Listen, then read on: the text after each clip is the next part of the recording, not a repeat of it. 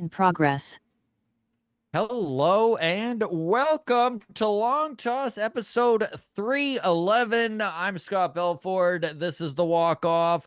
We run this live here on YouTube every Sunday, or at least we do our best to get it live every single Sunday to you, 6 to 8. Progress. Please feel free to hit Hello that and like button. welcome to Long Toss episode 311. I'm Right. Scott Belford. If someone's got that, there we go. All right. Thank you. Little reverb, but we're back on track here, baby, and lots to talk about on today's episode. So like I was kind of giving the spiel there, feel free to hit the like button if you are live with us. Drop your comments, and we'll try to get to as many of them as we possibly can, and then subscribe, if you will. We've got our regulars on the panel, and I can't wait to hear what they all have to say. It is going to be a jam-packed long toss. We are going to talk this Rangers Blue Jays series, a sweep, a Blue Jays sweep. Wouldn't it be a hilarious storyline if this Jays team goes on a run to end this month as they are selling off? Of course, we are going to talk the sell-off. Jimmy Garcia, Nate Pearson, Danny Jansen already gone. More to come. And the deadline, it's looming large. So we're going to go around the panel and see where we think everything is going to wind up. Seattle, bolstering right now. They are in buy mode. Randy Arozarena. They gone out and got Jimmy Garcia, the high leverage reliever from our Blue Jays. And so very lucky. We're going to go around the panel here and introduce everybody. We'll start with, from the Walkoff Mariners, Seattle Mariner super fan, Juan Forno. Welcome back to the show, buddy. Good to be Pretty back. big weekend for you. This is, things are ramping up. There's some playoff excitement in Mariners land. Yeah, it feels good, man. You know, we came out of the Angel series getting swept and only scoring, I think, one run while our starters across 3 games only gave up one run. But it was a get right series against the White Sox, and there's a lot of excitement around the players that were brought in, and we're hoping for, one more bat at least. But the vibes are back to where we want them to be right now. Hopefully, it stays that way when we play Boston and then Philly, a couple good teams. First impression of Jimmy Garcia. Yeah, man. I mean, he's already thrown 2 games and 2 innings for us, and he's been untouchable. In true Mariners fashion, eh? If you're a pitcher, right into the fire, get to work here. As your guys' relievers who come over usually are.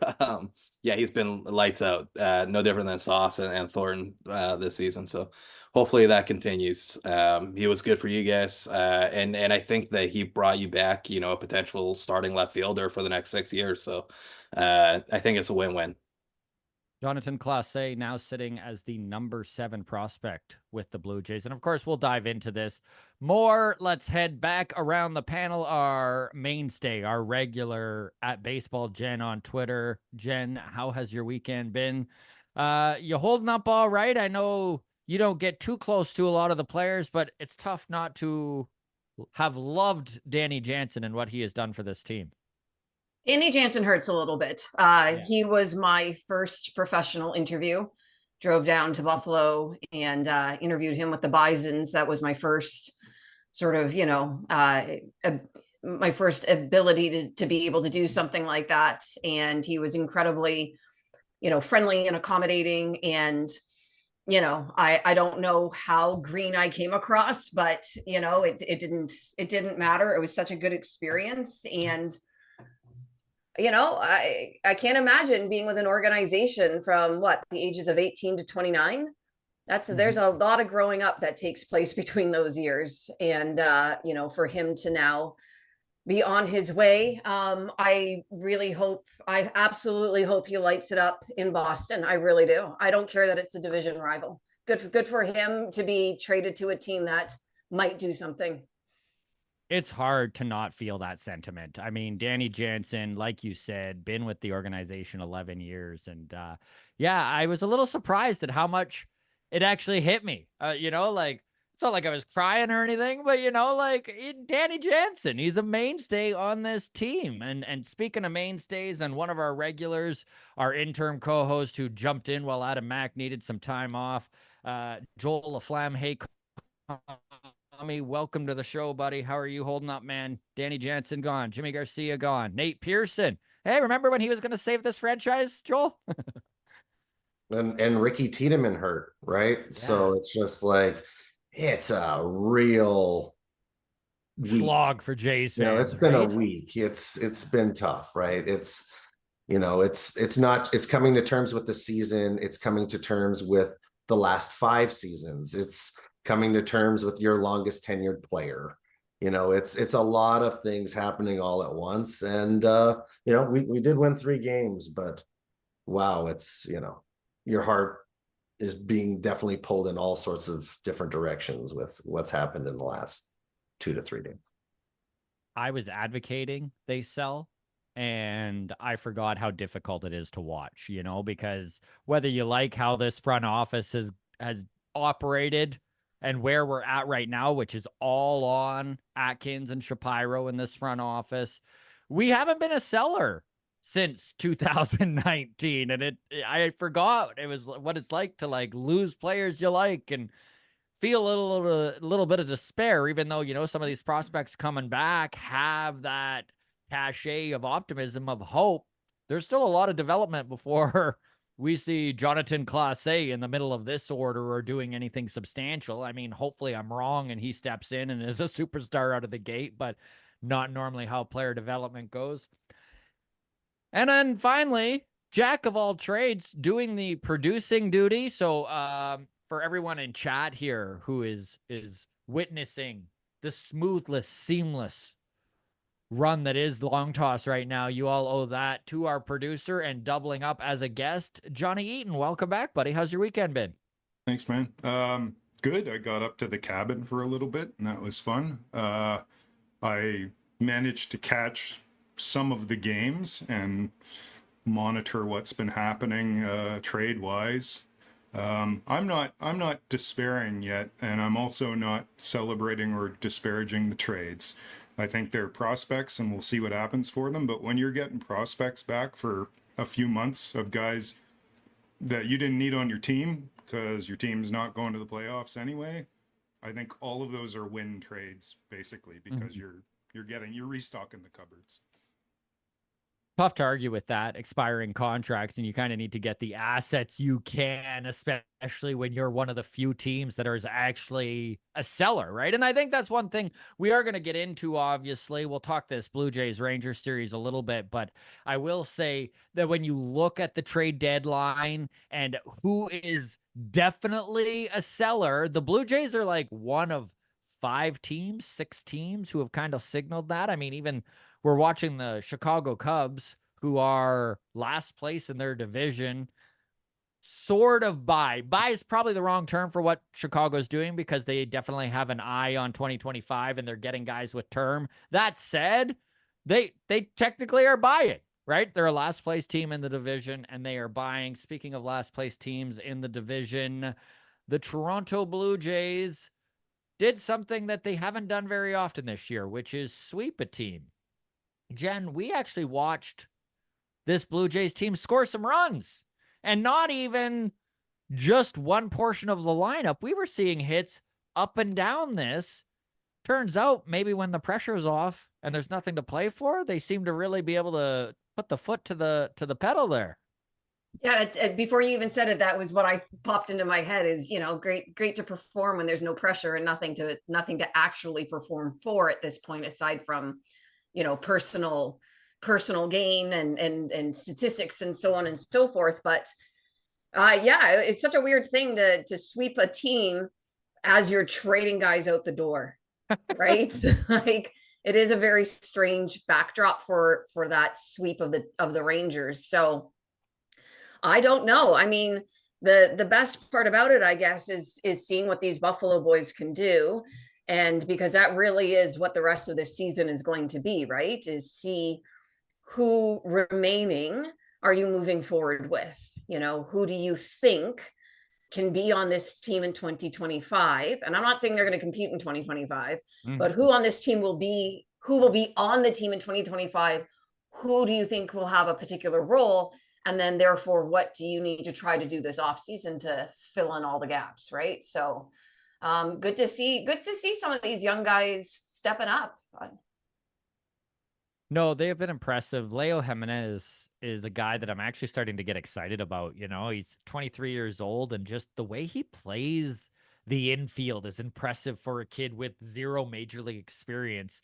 Not that we need another guy who's defense first. That's not really what I'm saying. It's more that when you see a 23-year-old who's a shortstop and come into the majors and make their debut and then excel defensively, that's normally the last place a guy develops in a spot like center field or shortstop or catcher, right? There's just more runway for learning your defensive side of the game, and Leo Jimenez has been excellent on that side, and he doesn't seem overmatched at the plate, knock on wood, yet. Joel, when you look at guys like Leo Jimenez, Stuart Baroa, I think we could see newly acquired Jonathan Clase get called up and given some rope. How much room for error do you want to see these guys given? Like, this season feels like a write-off at this point. Probably see what the heck there is there, right? Absolutely.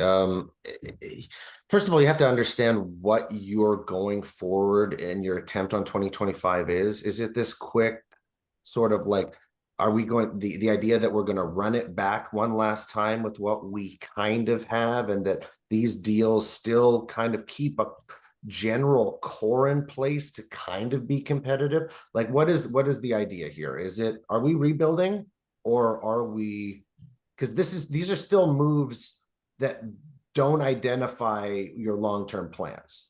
You can make these trades right now, and we don't know what 2025 is. That we're accepting last place, or do we still bring Bo and Vladdy back, and we're still hoping that we roll Joel, the these moves, have they given us any clarity? Like, we still, like you said, it's like, what are they doing right now? We still don't really know.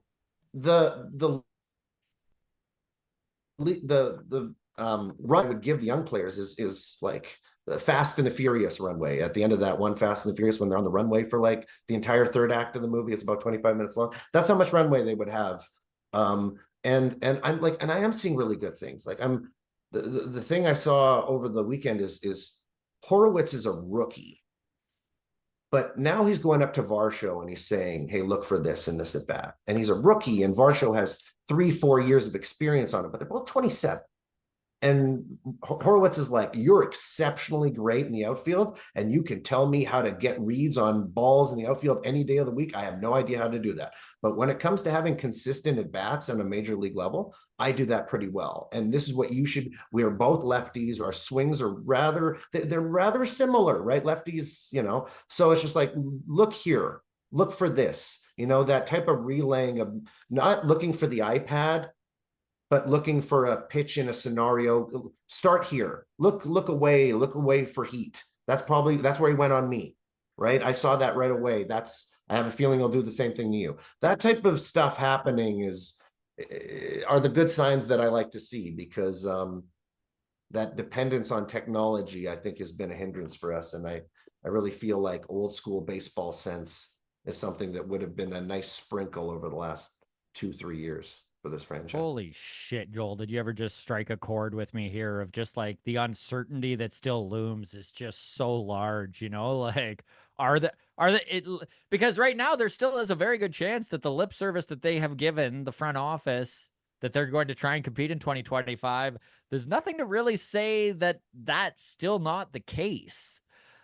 I mean, a move like Bassett or Bo might signal something a little differently, but right now, I mean, who knows? And I hate that feeling of unknowing, but let's talk the trade a little bit. I'm going to throw to you here, Juan. I know that before we give you the floor, I'm going to go to chat because there's a bunch of people talking Mariners and just kind of this move. Michael Borland says, I have to imagine that the Jays DFA KK if they can't find a trade partner and bring up Clase, which is something that I will let you touch on, Juan, because he's already played. He made his major league debut with the Mariners already this year, correct? You're muted, buddy. My apologies. It's funny that that was brought up in the chat because that was actually going to be my point. I think they sent him to AAA just to wait and see what's going to happen with Kiermaier. He's an obvious trade candidate. He's done a lot for not only this franchise but baseball in terms of what he is defensively. He spent all those years on the turf in Tampa and now in Toronto, and he's always shown up. And he seems like a guy that's easy to cheer for. He came out and told everybody he was retiring after this year. Let him go chase one more World Series, right? I don't think he's going to bring anything back of value, and I really think he's just like a defensive specialist at this point for a playoff team, which is great. He's really, really good in the outfield, so it's not like he doesn't have value with his defensive glove. Obviously, he's going to have to go to a team like Philly or something like that where you don't have to rely on offensively as much. And I think you guys are getting back a good kid, honestly. This is a guy that I was super high up on when they brought him up. I think it was April or May. It was pretty early on. The numbers weren't great, but he offers a spark. He does. He's very, very fast. I believe he had 79 stolen bases in AAA last year. He plays good defense and he gets on. He's got a good eye. Strikeouts are a little high, but he's also 22 and performing in AAA, right? So that gives you a lot of promise and to get him back for a reliever that was on an expiring contract is a huge win. It's lucky that the Mariners have such a deep farm system that we do. He was our 10th ranked guy before even factoring in our first and second round picks of this year's draft. So I think you guys got a potential starter. I don't know if he has all-star caliber. Worst case scenario, you're looking at a Dalton Pompey. Best case scenario, you're looking at, 270, 30 to 40 stolen bases and 10 to 15 home runs, I think. The key for Clase, you figure one is going to be hitting, right? His hitting tools got a little bit to go. Yeah, a little bit. At least that speed will play. He's got 70 grade speed, if not 80 grade speed. So he's going to be able to hide those deficiencies as long as he can make more contact. And he's 22, so there's no reason to believe that, his first taste in the MLB is what he's going to be. If they can work with him in terms of his contact, he's fast enough to be a 300 hitter for sure. Johnny, when you look at the players that are left with an expiring contract, Justin Turner, Kevin Kiermaier, we were just talking to him. Yusei Kikuchi. Who's next? I would think it'd have to be Kikuchi. I mean, I can't imagine unless there's just like not to disparage other teams' GM, but if there's somebody stupid enough to trade anything for Turner or Kiermaier, I don't see why any GM would, other than just sending kind of like garbage minor leaguers, which is like, why would you even make the trade as the Blue Jays GM? Like, you need to get something back. I could see a trade happening with like Kiermaier or Turner where it's like, oh, okay, you get a defense boost for the playoffs. Send us a warm body who will get us through this season. I could see that kind of because there's some gaps in the bullpen. So maybe like a bullpen piece who's like a veteran. It could be expiring contract for expiring contract kind of thing of just like, let's just get us through the season. Because I don't think any team's going to give up any prospect of any value for those guys. I would be surprised. No, But just Kikuchi, to jump into that. Just to jump into that point, the only motivation for the Blue Jays to move these players is to get their salary off the book. Mm-hmm. They just want to well, save money. Yeah. They don't care what's coming back for those guys for sure. Except for Kikuchi, who's like, Yes, totally. he's been decent. He can be used as a starter or a reliever in the playoffs if you want. He's done both. He's been decent at both. He's a bit of a gamble. He always has been. It's like, which Kikuchi is coming out today? But he's got value. And if your team has injuries or a bit of a weakness in starting pitching, I can easily see a team picking him up. Like somebody in the chat mentioned Atlanta because another guy got injured today. There's plenty of teams who are not the best situation starting pitching wise. So hopefully Ross Atkins, who I have no faith in, recognizes a bit of a seller's market there and can get something good back for Kikuchi. we'll see. If he doesn't move today, I'll just add that to my long list of Atkins failures. So let's talk money for a second here, and then Jen, I do want your opinion on Bo Bichette and what's kind of been going on with the shortstop position there. But the Blue Jays currently are $8 million above the luxury tax threshold, which would bump them into from 30% this year to 50% next year on the tax. However, if they can get under that, it restarts their luxury tax threshold, and then it's going to be 20% next year. And I think that truly is what the Blue Jays are going to try to do, even if they're giving a guy like Kiermaier up and they are like, just take him, eat some of the money. I think we're going to see those sort of deals. So I think you're hitting the nail on the head there, Johnny, with, there might be some creative stuff done where the true valued pieces are Kikuchi and maybe even Chad Green. But, if they can get Justin Turner and Kiermaier's money, even half their money off the books, that's probably going to push them over that, under that $8 million they need to save. So going to chat here, Taco Time goes, Bo who, ? And then New Brunswick, Canada guy goes, I'm not missing Bo at all. And this is something I was actually thinking about today, Jen, was watching Leo Jimenez. I'm like, would Bo Bichette be giving us any more this season? And this season he hasn't. And it's tough to wrap your head around because 2021, he led the American League in hits. 2022, he led the American League in hits. Is Bo Bichette just done with being a Blue Jay? I mean, reports suggest that he is, right? Like, I don't know where, different things are coming from, but if he is in fact saying he would welcome a trade, and on top of that was playing as poorly as he was, then really the Blue Jays have no real reason to keep him, aside from if they can't get, what they think they need in return, whatever they value him at this point, right? But yeah, watching Jimenez play shortstop, Bo wasn't giving you that at any point this season, was he? Right? So you might as well see what you have in Jimenez. And I personally think Bo goes this off season. I don't think he's going to be part of the plan moving forward because I don't see why he would be.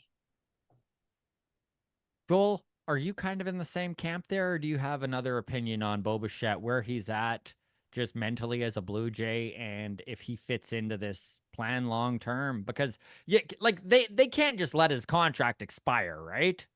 And just get compensatory draft picks for him.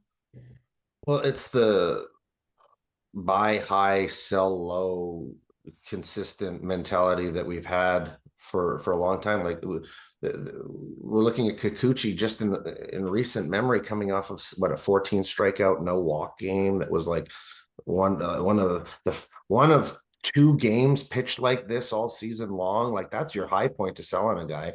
4 starts later, his ERA's ballooned 1.5 runs, right? Like, what are you getting in return? You got to know when you're at a high point with like a Santiago Espinal or a Alejandro Kirk, and you got to know when you're at your high point instead of dealing from these kind of low points with players. And to think that you've got a 26-year-old multi-time all-star who we were talking about being a $300 million guy, now, like, trading him for what are you getting back? We don't know what his trade value is now. It's just such a low point to be at with a cornerstone type player, which was what he was, touted as just coming into the season.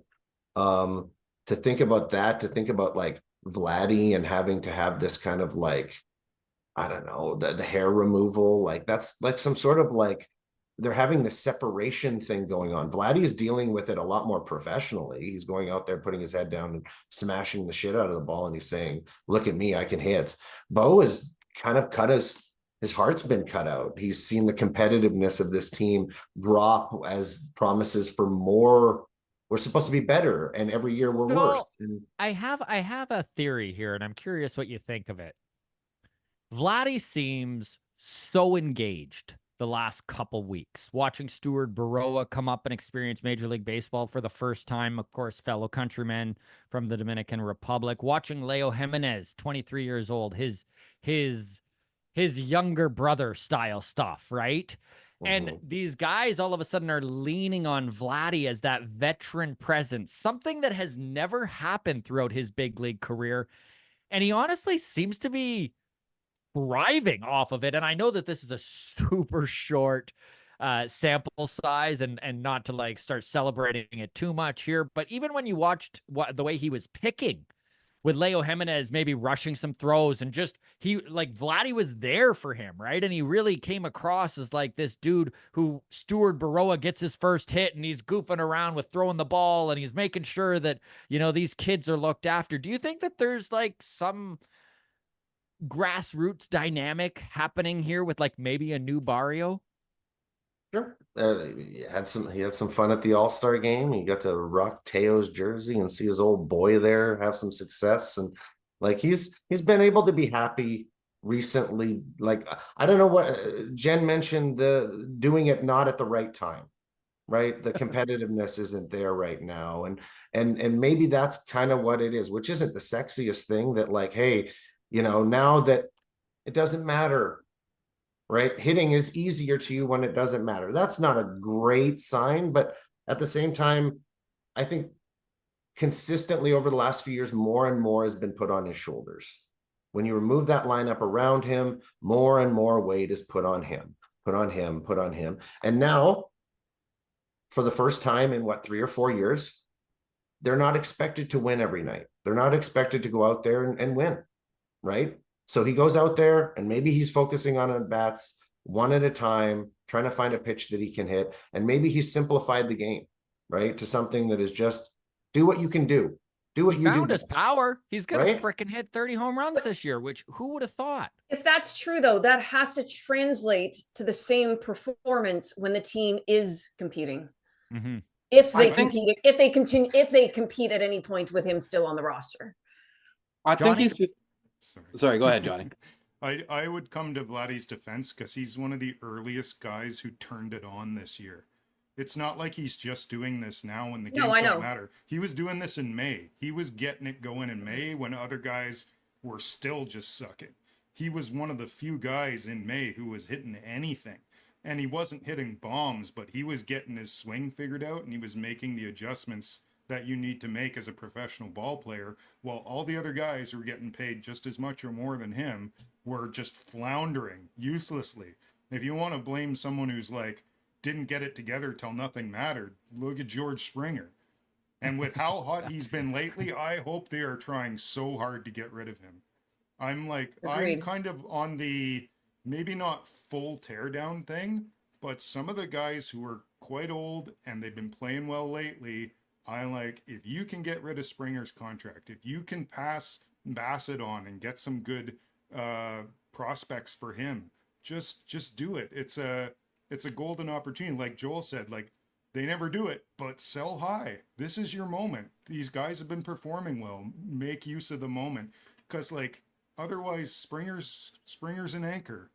We saw it, like it's easy to forget the first like 3-4 months of the year with him, but like they happened and they happened for a reason, and there's no reason to expect George Springer to keep going like he's been going the last month or so.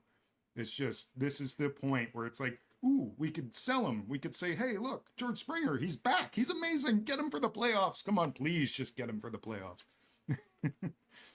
This is episode 310 of Long Toss. Thank you to all of you following along on YouTube. We're well over 50 watching right now. Hit that like button, subscribe if you are not. We've got Baseball Jen, we've got Hey Kami Joel Flam, we've got Juan Forno from Walkoff Mariners, and we've got Johnny Eaton producing and double duty as guest here. And we were just talking about Bo Bichette, and I love this chat and the way people think. Disa goes, where is Bo anyways? Don't guys on the IL still hang around the dugout for team support? Juan, I'll let you handle this because your opinion of Alek Manoah made me burst out laughing numerous times. And you're like, how is this guy continually on the bench? Where are you at with guys being on the bench who maybe are, I mean, in Alek Manoah's case, a full year away from playing? Bo's not. Is that obviously up to the player? And what are your thoughts on that? Yeah, I think it is a case by case situation. Manoa, I think, was his ego that wouldn't let him not be on the bench. When I was discussing that with you guys. With that being said, I think Bo is checked out. I think it's very obvious that he's checked out, and that's why he's not on the bench. He's not a leader. He's not there for his team, and I think he's ready to be a free agent or get traded and move on to somewhere else. The IL, I don't know if they're Phantom ILs or not. I haven't really followed him this year. I do know, as a Mariners fan who, had discussed potentially going out and acquiring Bichette, I have no interest. I would rather stick with JP Crawford as a Gold Glove shortstop hitting, 195 than give up what we would have to give up to get Bo for But a probably heartfelt 195. He's so engaged. felt 195. And if he's on the 10-day IL and it's, a soft tissue issue or whatever the case is, he's got to be there getting treatment. He's got to be with the trainers. He's got to be with the massage therapists. He should be at the facility if he is committed to this team. And if he's not at the facility, he's not on the bench, then there's no reason for him to still be with this organization, in my opinion. Now, I'm not saying he needs to go on the road. I think they were in Toronto this weekend, if I'm not mistaken. He should be there for home games. I'm not saying he's got to go and fly and sit on a plane across the country and let that stiffen up. But calf, thank you, Michael Borland is a calf. So it is soft tissue. There's no reason why he shouldn't be getting treatment. There's no reason why he shouldn't be at the facility right now. And there's no reason why he shouldn't be on the bench during games, helping these young kids who are experiencing the MLB for the first time. He's led the AL in hits twice. He's got to be there for his organization. And the fact that he's not means they got to get rid of him. So going back to Scott's question to you, the difference is that Manoa was supposed to be rehabbing in Buffalo. Yeah. And so in between starts, he was booking it back up to Toronto. And that's what made it seem so weird, right? Because you have an assignment. So focus on that, right? Whereas Bo, to my knowledge, should probably be with the team when they are in Toronto. He should be visible in some capacity, right? We haven't heard his name. And I know I was covering the team when Josh Donaldson was had no calf.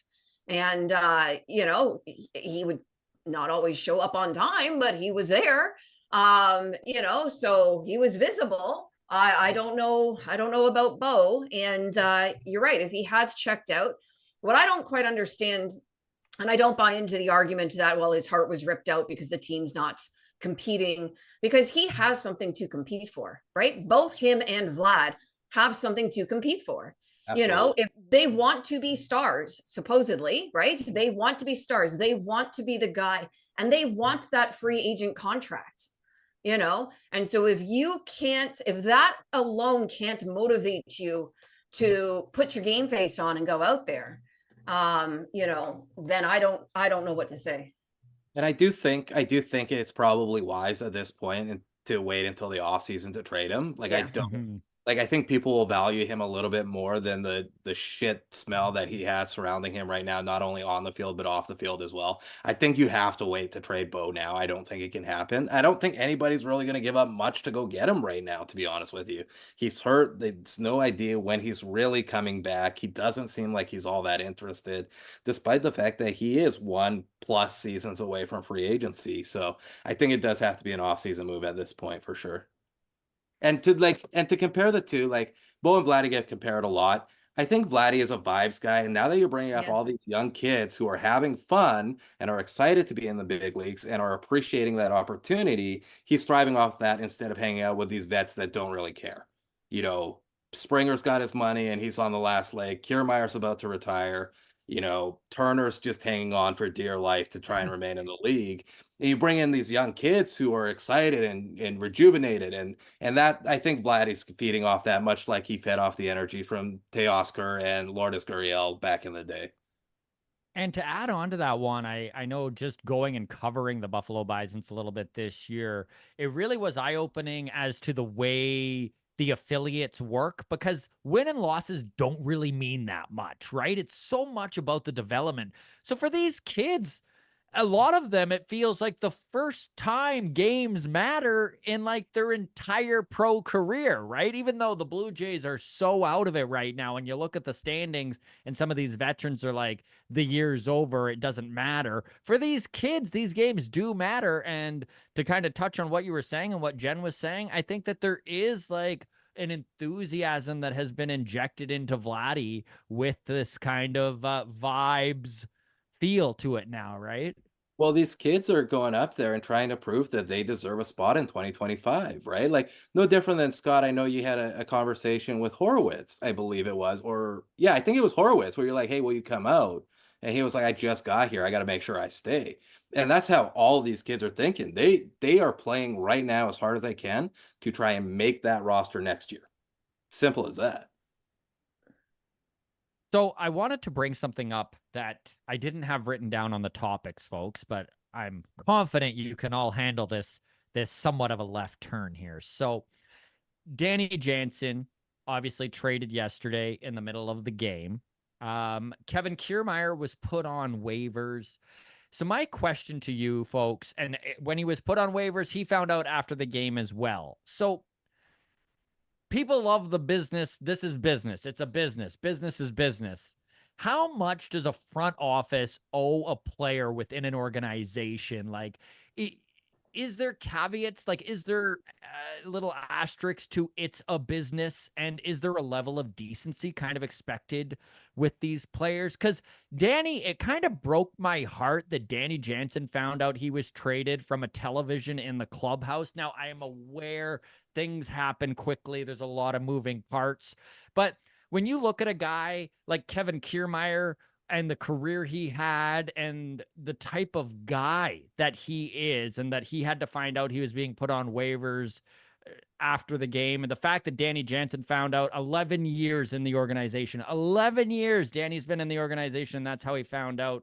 I'll let all of you get a say here. I'll start with you, Joel. What was your initial reaction to finding out that this is how these guys are being told? And does this give a black eye to this front office, or am I way overreading it? And we'll go into chat too. Feel free to mention how you guys are feeling. Go ahead, Joel.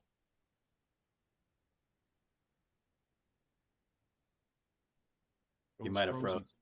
Maybe he froze. Yeah, I did. I just had Oh, a big okay. Oh, okay. You Sorry. look so pensive. You did. Like, you really were like, what am I gonna say here? Go ahead, buddy. I got about half of the question about Danny Jansen. What's the feeling of veterans like this kind of being given this treatment when they're dealt with? Is kind of the question. You know what? I'm gonna throw to Jen here. Basically, it was I'm gonna go right back to you, Joel. I just basically does the front office owe these veterans a proper way of letting them know they've been traded? I just mentioned Danny was traded. He didn't find out until he went into the clubhouse and saw it on a television there. KK was put on waivers and then found out after the game he didn't even know. And, like, they didn't talk to them. And maybe I'm overthinking this. And I will throw to you, Joel, I promise here. I'm going to go to you, Jen, just because I know you heard the whole question right out of the gate. And then we'll go around the horn.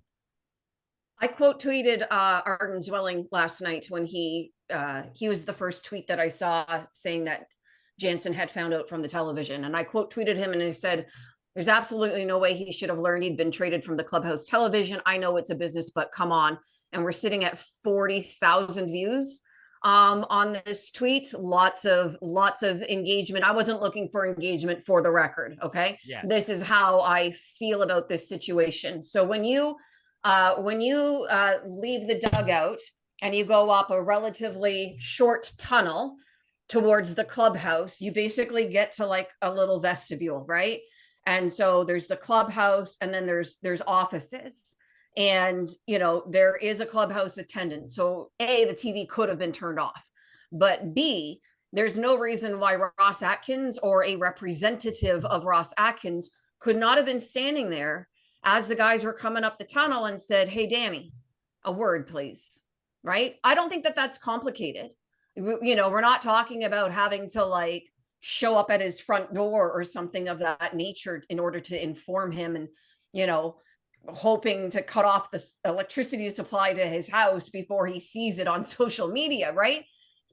Everybody is in that building. Everybody was there in that building, and you know, who would have been involved in this conversation. And I really think that they owed him more than that. That is how I feel about it, especially given, like I said, you know, in the organization for 11 years, you know, with Schneider the entire way through, you know, like Schneider also, you know, he was pretty emotional talking about that. And I absolutely think that this front office could have handled that better. Going to the chat, Taco Time says, like dumping a girl via text. Joel, do you think that there's any long-term ramifications to players finding out this way? I know Michael Borland says, honestly, I don't think it was that big of a deal. He knew he was getting traded anyway. Do you think that front offices owe players some humanity to the way they find out? Or do you think that a business is a business? These guys are used to this, and it shouldn't mean much to free agents maybe that they're trying to bring in, you know? Like, I remember the episode of Seinfeld where Elaine wouldn't date a guy because he had a reputation for dumping people poorly, and she's like, that's not how I wanted to go out. Like, is there an element to that, or is a business a business?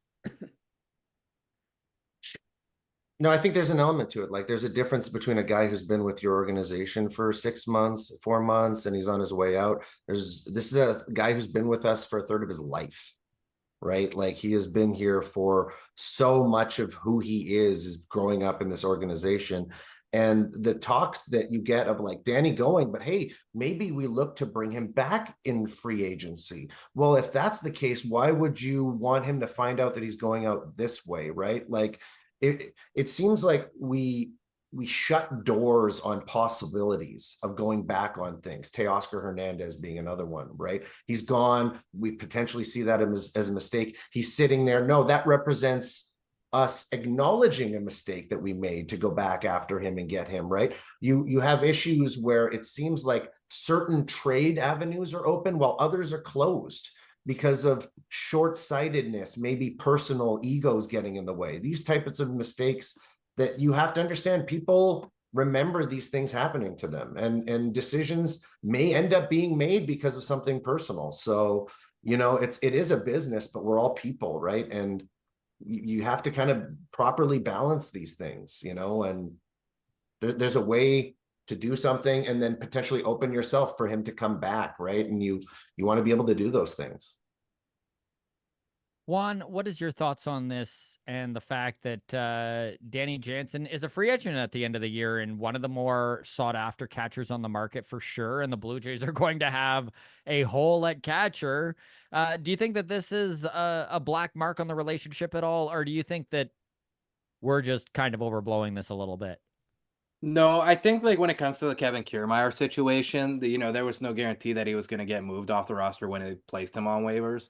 I think that was fine. I think somebody should have had a one-to-one conversation with him, but I don't think it's deserved. Now, if you go and draft a guy when he's 18, he's been your starting catcher or a mix of your starting catcher for the last 5 years, and you see how the fan base gravitates to this guy, no different than this entire panel. You guys have talked all year about how much you love Danny Jansen. I've heard it from Scott for years now. I think you owe that player a little bit more than to let him find out from a TV in the clubhouse. Like Jen said, you know, there's room in that tunnel for somebody to pull him aside and be like, hey, let me shake your hand. Thank you. You knew this was coming. It's finally happened. We did you right, and we're trading you to a team that's hot and has a good chance of making the playoffs. We wish you nothing but the best. We hope you go out there and win a World Series. And then let's talk in the offseason about bringing you back as a fan favorite. I think because you don't have that conversation, I think is very, you know, we'll see. Now, with that being said, we don't know that Shapiro or, you know, the other dude, Atkins, is going to be there in the offseason, and that could change his mind as well. You know, you let one of those guys go, you let Atkins go and keep Shapiro, it maybe is a different situation. But whether it was Atkins or somebody else, or whether it was the assistant GM, somebody should have been there to tell him for sure. One more note on that is there seems to be some sort of disconnect between what Shapiro and Atkins do and what Schneider is there on the bench doing, right? Because Schneider and Danny Jansen have known each other for 10 years, right? So beyond anything, the personal relationship that those two have, and you finding out as the manager, like, did John find out too in that type of scenario, right? Like I don't it's think so. I actually don't think so, because they would have had to call down and said, hey, he cannot enter the game no matter what. He cannot see that field this game. So they had to have known. Like, I know he wasn't playing in that game, but who knows if Kirk gets hurt or you need a pinch hitter late in the game or whatever the case may be. Schneider had to know. so yeah, that I was wondering about that as well, because I'm like, what if they had put Jansen in for any reason, right? Like, I would assume Schneider knew. But they basically did like 2 press conferences yesterday. So Schneider did his normal post game, and then that sort of seemed to get wrapped up, and then did a second one with Jansen, right? So I have no idea when the conversations took place or what info was passed on. It did seem a little disjointed, I suppose. And if they didn't call down to Schneider and let him know, then they fucked up and should be fired for that. Because if Jano goes into that game, if he goes into that game and gets hurt, then you're never ever going to be allowed to call that Boston GM again and try and make a trade. They will never answer your phone. I'm assuming they did. I don't care for this front office. I think we all know that, but I would assume that. Tough to believe they did. I would assume so. Yeah.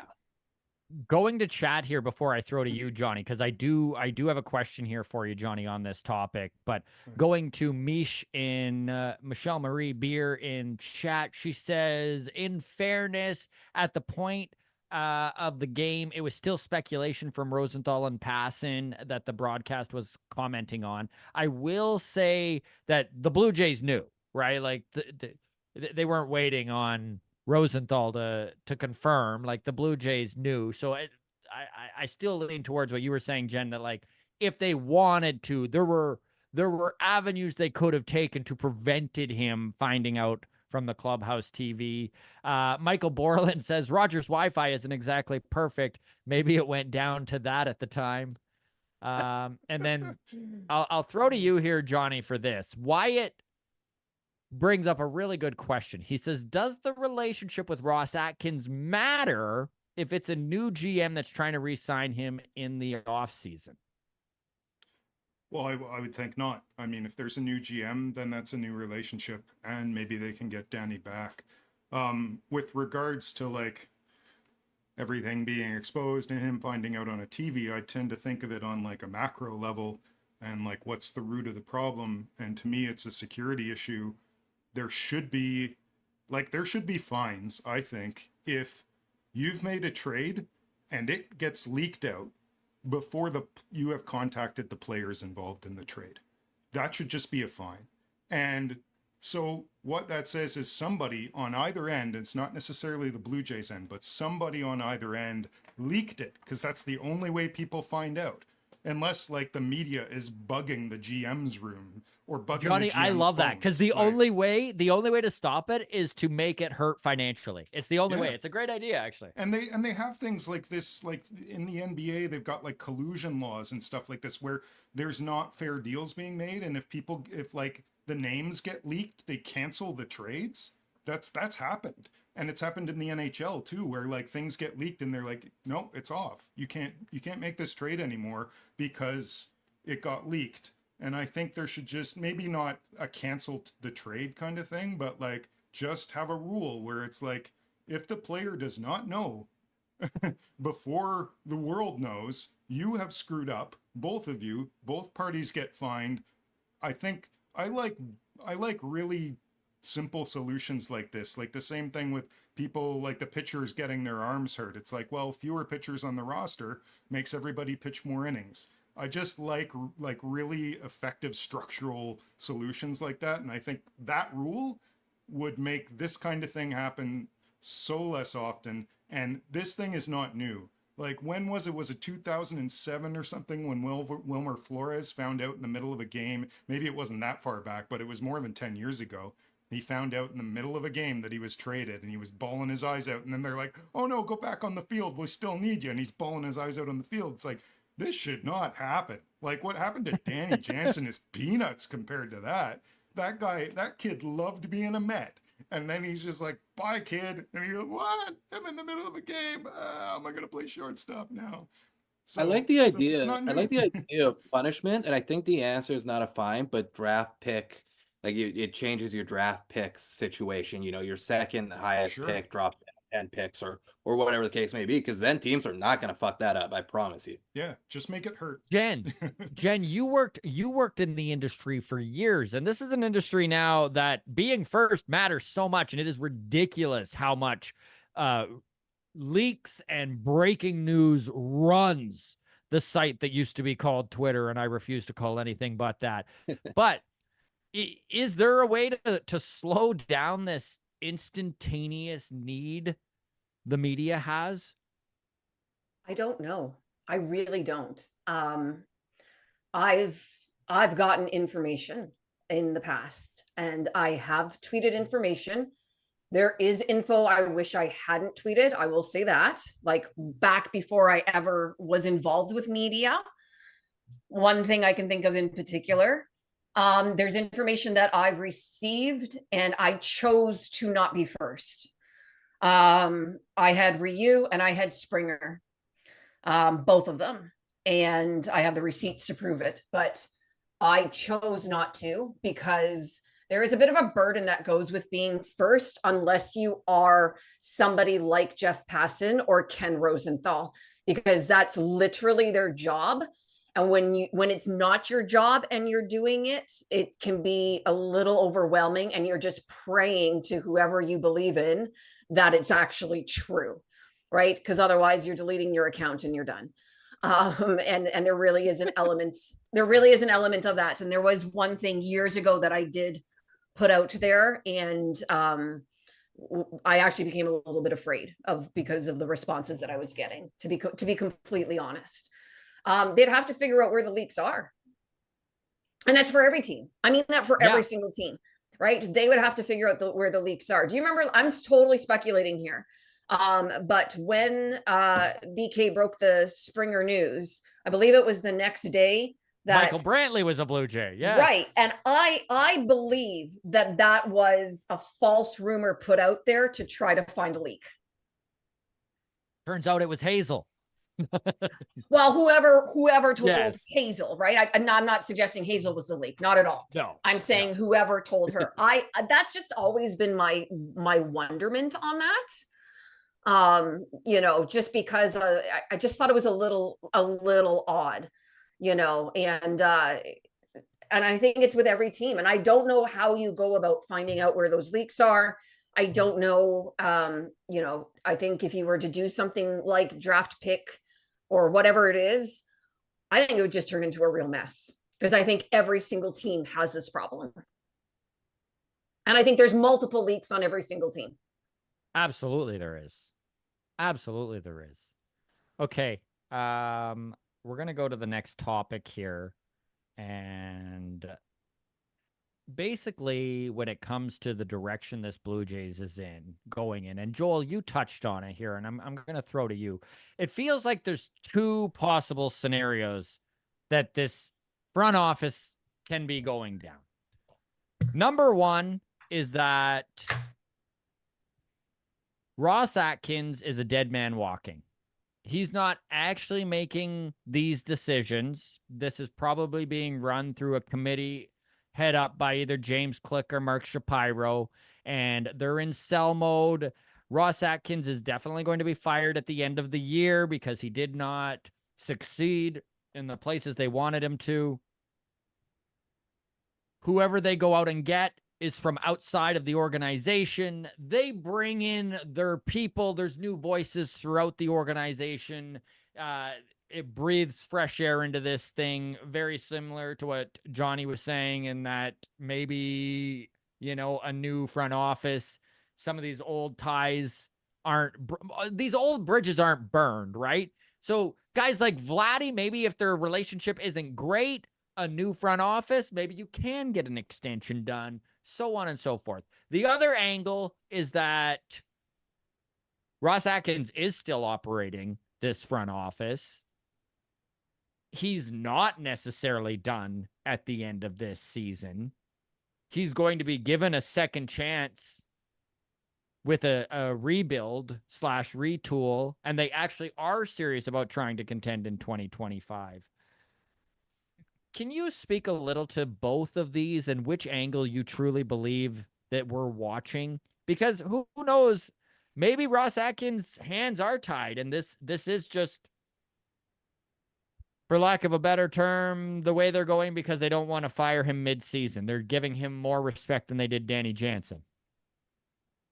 Yeah, so all that's scary in both directions, whether we're a team that is afraid to pull the trigger on the general manager and is willing to let him do momentary trades with subtle pieces, not the big pieces, because we're waiting for another GM to come in and potentially renegotiate the value of those pieces in the offseason to find out whether they can be re-signed or they need to be dealt. It just feels like you're taking commodities, you're pushing decisions back when decisions should be made now or should have been made 4 months ago. The fact that you're sitting in negotiation time right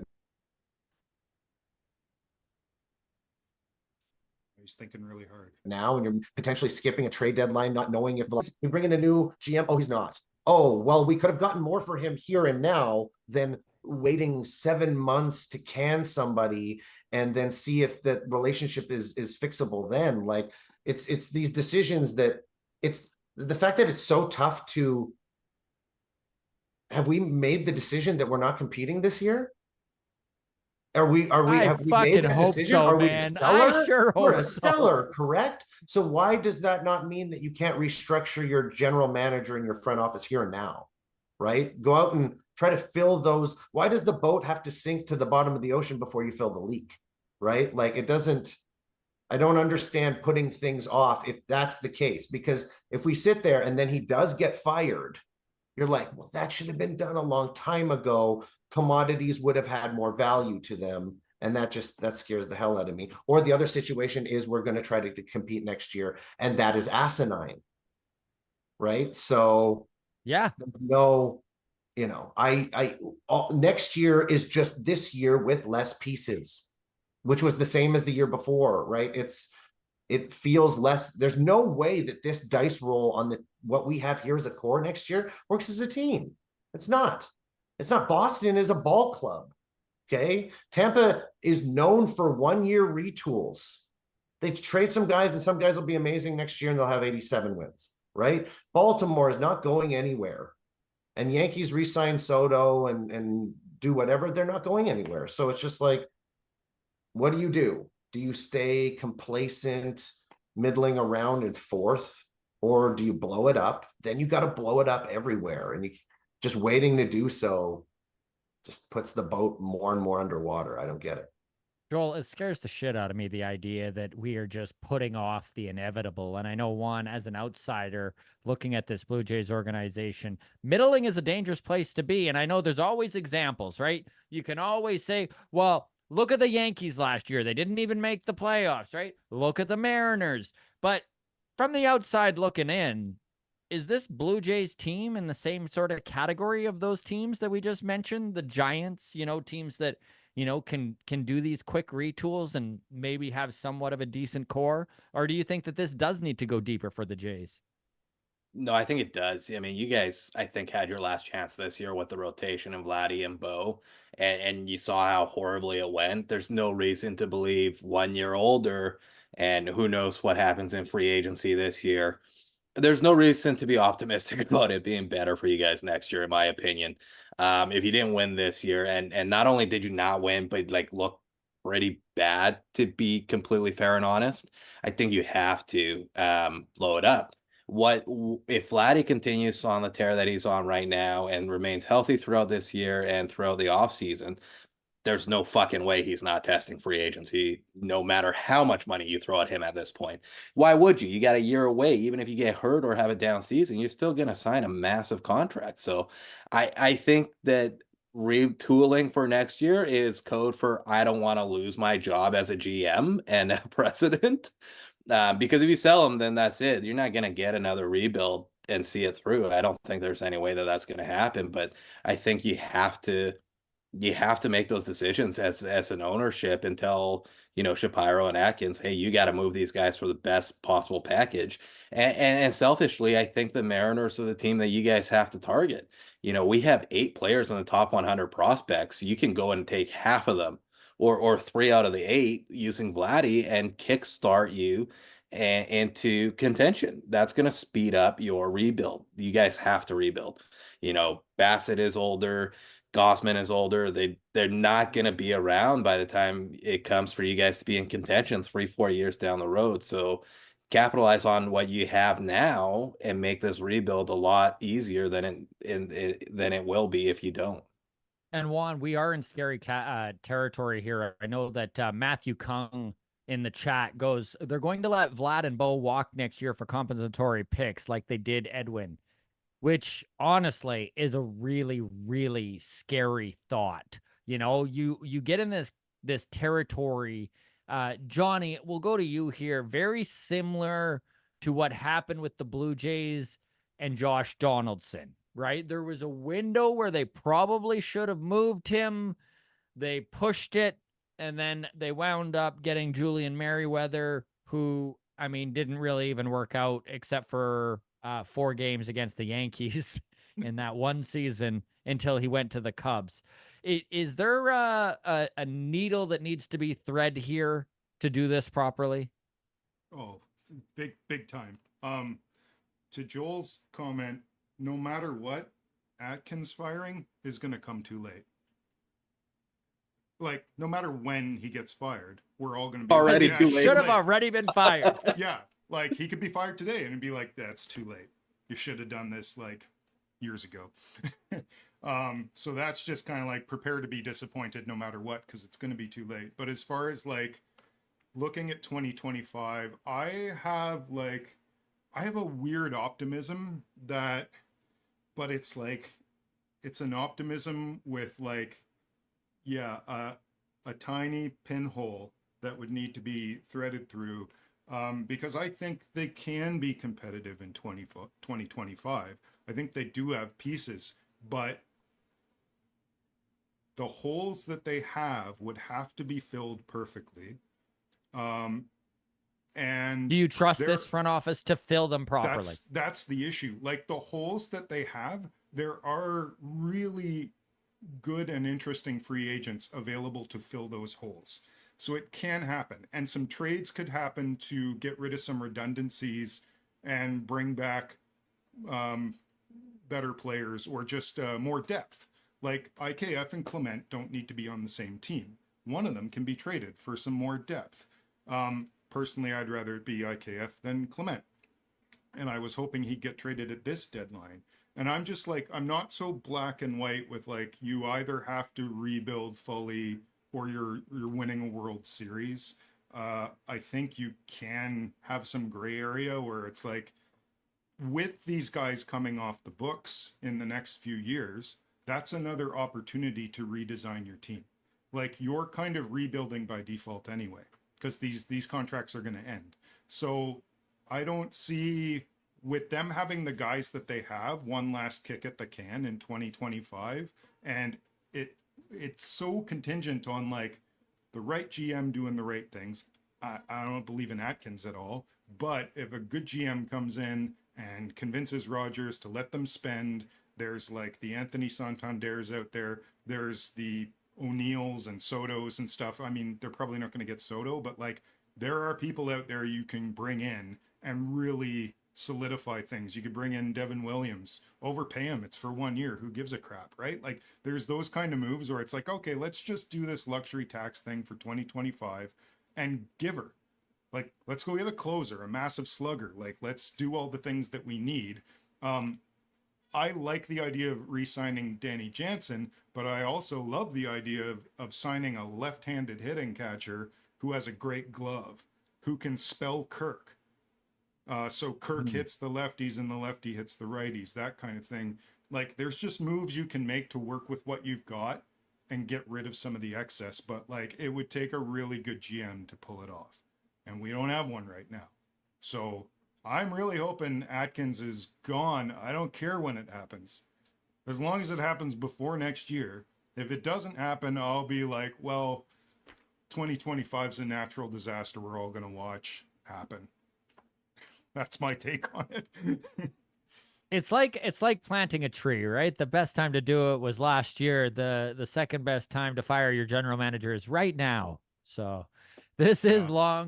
long toss episode 310. We are joined by our stellar panelists, Baseball Jen, Joel Haycomi, Juan from Walkoff Mariners, and Johnny Eaton, our producer slash guest. And a big thank you to everyone following along on YouTube. We have hit over 70 numerous times. We're right over 80. We're at 68 right now. So if you are watching, love it if you hit that like button. Subscribe if you are not subscribed to the channel. We will go to Warloo. Warloo22 says, if Seattle has all these prospects, why don't they help themselves? They are no better than us. And this is actually a great time to talk some Mariners. We're going to do our Mariners minute here.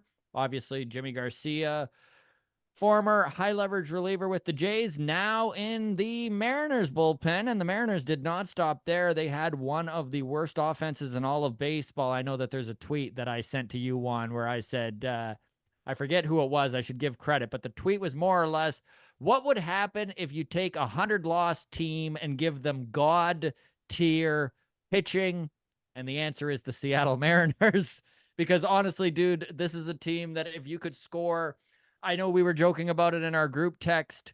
If the what was your response? You were something like, if the Mariners could have the 17th best offense in the league, dear God, we're basically Philadelphia then. Yeah, So we're in.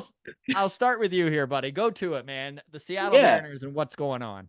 if we could hit the fucking baseball, we would be the Phillies competing for the best record in the league right now. But it's nice to see that the front office is doing something, and they're not bringing, middle of the pack guys. I understand that Arozarena is not having his best year, and he has been hotter recently, but this is a known name. This is a name that is going to excite your fan base. This is the type of name that we've been banging our heads against the wall hoping for, and you see it play out. 2 games, he's been on base 5 times, I believe. He hasn't hit the shit out of the ball, but you get on base 5 times in 2 games, you're going to help the offense. He scored a couple runs. Adding a guy like Victor Robles as a risk-free, DFA signing claim that is worked out. He's hitting over 300 for us. So it's nice to see that the front office is making moves. I love the fact that we got Jimmy, sorry, it's pronounced Jimmy. I've been saying this since we started long toss this season. I was like, guys, when are you going to give up Jimmy? When are we going to get Jimmy in Seattle? When are we going to get him out of Toronto? And it happened, so it's good to see. I love that it was a win-win trade. I mean, obviously we got to see how it plays out for you guys. But the vibes are good right now. The vibes have shifted back to being good after being so bad over the last month, after blowing a 10-game lead in like 31 days. Hopefully we're on the right track, and I think we're going to see that with the upcoming week playing good teams like Boston and Philly. Do you think there's more to come? Do you think DePoto's done?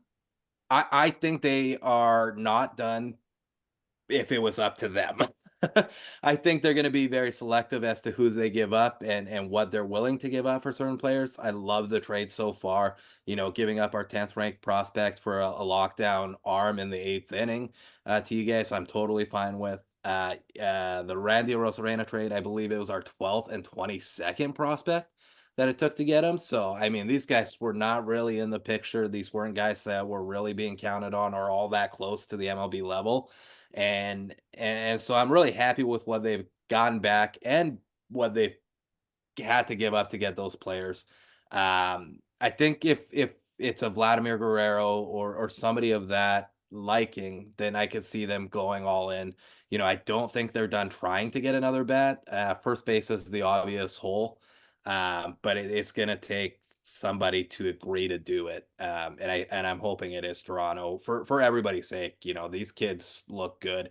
There's a reason they're top 100 prospects, and I understand not all top 100 prospects work out, but you gotta try. You gotta try, and it does sound like the Mariners front office finally is doing that for sure. Joel, this Seattle Mariners team is 56 and 51. They are tied with the Houston Astros for the lead in the AL West. They are 1.5 games back in the wild card race if they do fall out. 1 game back of Boston, 1.5 back of Royals for that final spot. Do you like that they're buying and making an attempt here at the playoffs? And what was your thought on the Randy Arozarena acquisition? This is a guy with term, a dude that we have seen what he can do when he's at his peak in Tampa Bay. Do you think that this is going to help the offense in Seattle? And what would you like to see them do more if there is more to come? Another bat would obviously be great, maybe 2 more, but like Randy's a great pickup, man. Like, did you see what that guy did in the postseason? That was one of the craziest postseason runs we've ever seen by a player. I think that's a good relationship to have with a guy like Julio. You know, Julio having a guy who can like seeing what Julio and Teo did kind of end of the season last year, where they went off just carrying the team. Like, it's kind of that situation where Randy kind of comes in and he feels sparked, and those two kind of go off. That's about, like, weirdly enough, 2 bats firing for Seattle is probably all they really, really need to really be competitive night in, night out, right? 1 more bat to that scenario. And like Juan said, you know, you need average offense to compete like the best team in baseball, right? So that's, you know, Julio, a great thing about him is he's usually hot come the end of the season. He's battling some health issues right now, but like he does what he did last year in August and September, and I don't think Seattle's got anything to worry about. But yeah, another bat or 2 is clearly what they want. All those prospects that Juan was mentioning, like, it's a situation where our top 2 are, one is dealing with an 80-game steroid suspension, the other one is out for 1.5 years with Tommy John. We need some. We need those cupboards restocked some way, shape, or form, right? So it's that situation where if we're cutting Ross Atkins now, this could affect 2-3 years of this team rebuilding, right here, right now, with these players. And there not being that many sellers. The fact that there aren't that many sellers, and this is that opportunity. And if you're wasting a deadline, you're wasting a trade deadline because you need somebody else, because you don't trust this person to make the moves. It's just a scary amount of time that you are wasting when teams have players and cupboards can be restocked, and you potentially cut a year off a rebuild. You potentially cut 2 years off a rebuild because Jen, there's the old adage, where there's smoke, there's fire. And we have heard John Heyman bring it up. We've heard John Morosi bring it up. I mean, Morosi also said Ohtani was going to Toronto, so, you know, take it with a grain of salt. But there's been lots of pretty reliable sources saying that the Blue Jays and the Mariners have had some major talks about Vladimir Guerrero Jr. How much stock do you put into that? Do you think there's any possible way Vladdy goes to the Mariners, or anyone for that matter? And what would you see it taking? I think the organization views Vlad as untouchable. That's what I think. I'm not saying he should be untouchable. I'm saying that I believe that that's how the organization sees him. I think so. I didn't get to weigh in earlier when everyone was talking about whether or not a full rebuild was necessary. And I think, you know, we've got 47 hours left until the trade deadline. And I think what they do in the next 47 hours in part will give us some information about the direction they might be headed in. So for instance, you know, the speculation, of course, is that Kikuchi is going to be traded, but I would propose that it's possible that one of Kikuchi, Bassett, or Gosman could be traded. I don't know that it's simply Kikuchi, I know he's the expiring contract, right? But, you know, depending on what you want to get back, who are you getting more back for, right? It isn't Kikuchi. So, you know, are they going to trade Green? Are they going to trade IKF? Right? I think some of these moves need to happen before we can kind of have any idea of where they're going. And then if you take a look at what's left for next season, Okay, so you've got Springer, who is playing extremely well right now, but he's another year older, right?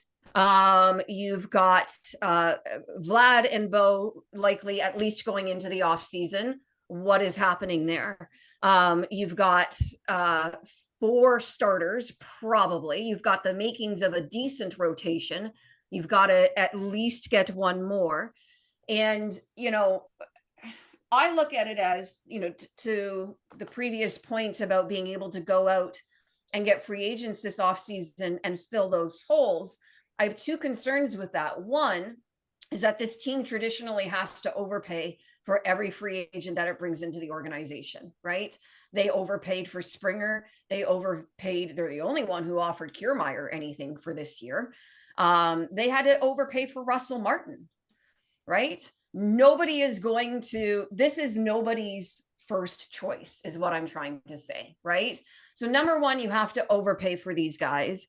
And then number 2, if you just listen to some of the comments of guys that are on this team recently, right? Kiermaier, in announcing his retirement, said that all he wants to do is win. Like, that's really the regret, I think, of where he is at this point.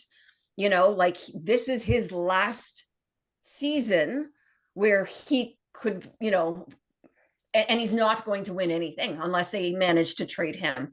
Even Bassett, not this most recent start, although his comments this most recent start were extremely interesting. I believe it was his previous start. And they asked him, what would be a successful season for you this year? Making the playoffs. That was his answer. And everybody was quiet because I think they were like, well, who's going to tell him? And so then the follow-up question was, what would be a successful season for you in 2025? Making the playoffs. These guys want to make the playoffs. So if you're a free agent, right? If you're a free agent, unless the Blue Jays are absolutely backing up the truck for you, and you're looking at that money saying, I can't turn that down, why would you come to Toronto? It's a very good question. So going back to your original question, yeah, maybe you need to trade some big stock and get back some really good prospects. Maybe that is what you need to do.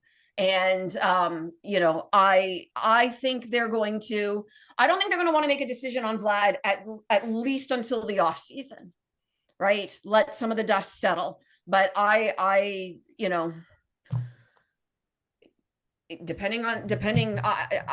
think they should be listening, is what I'm trying to say. Jen, you're doing God's work here. Just like literally the way that you put that is, I wish that the front office was listening, because something major has to go down here, and it just doesn't feel like that's the direction that's going to happen here.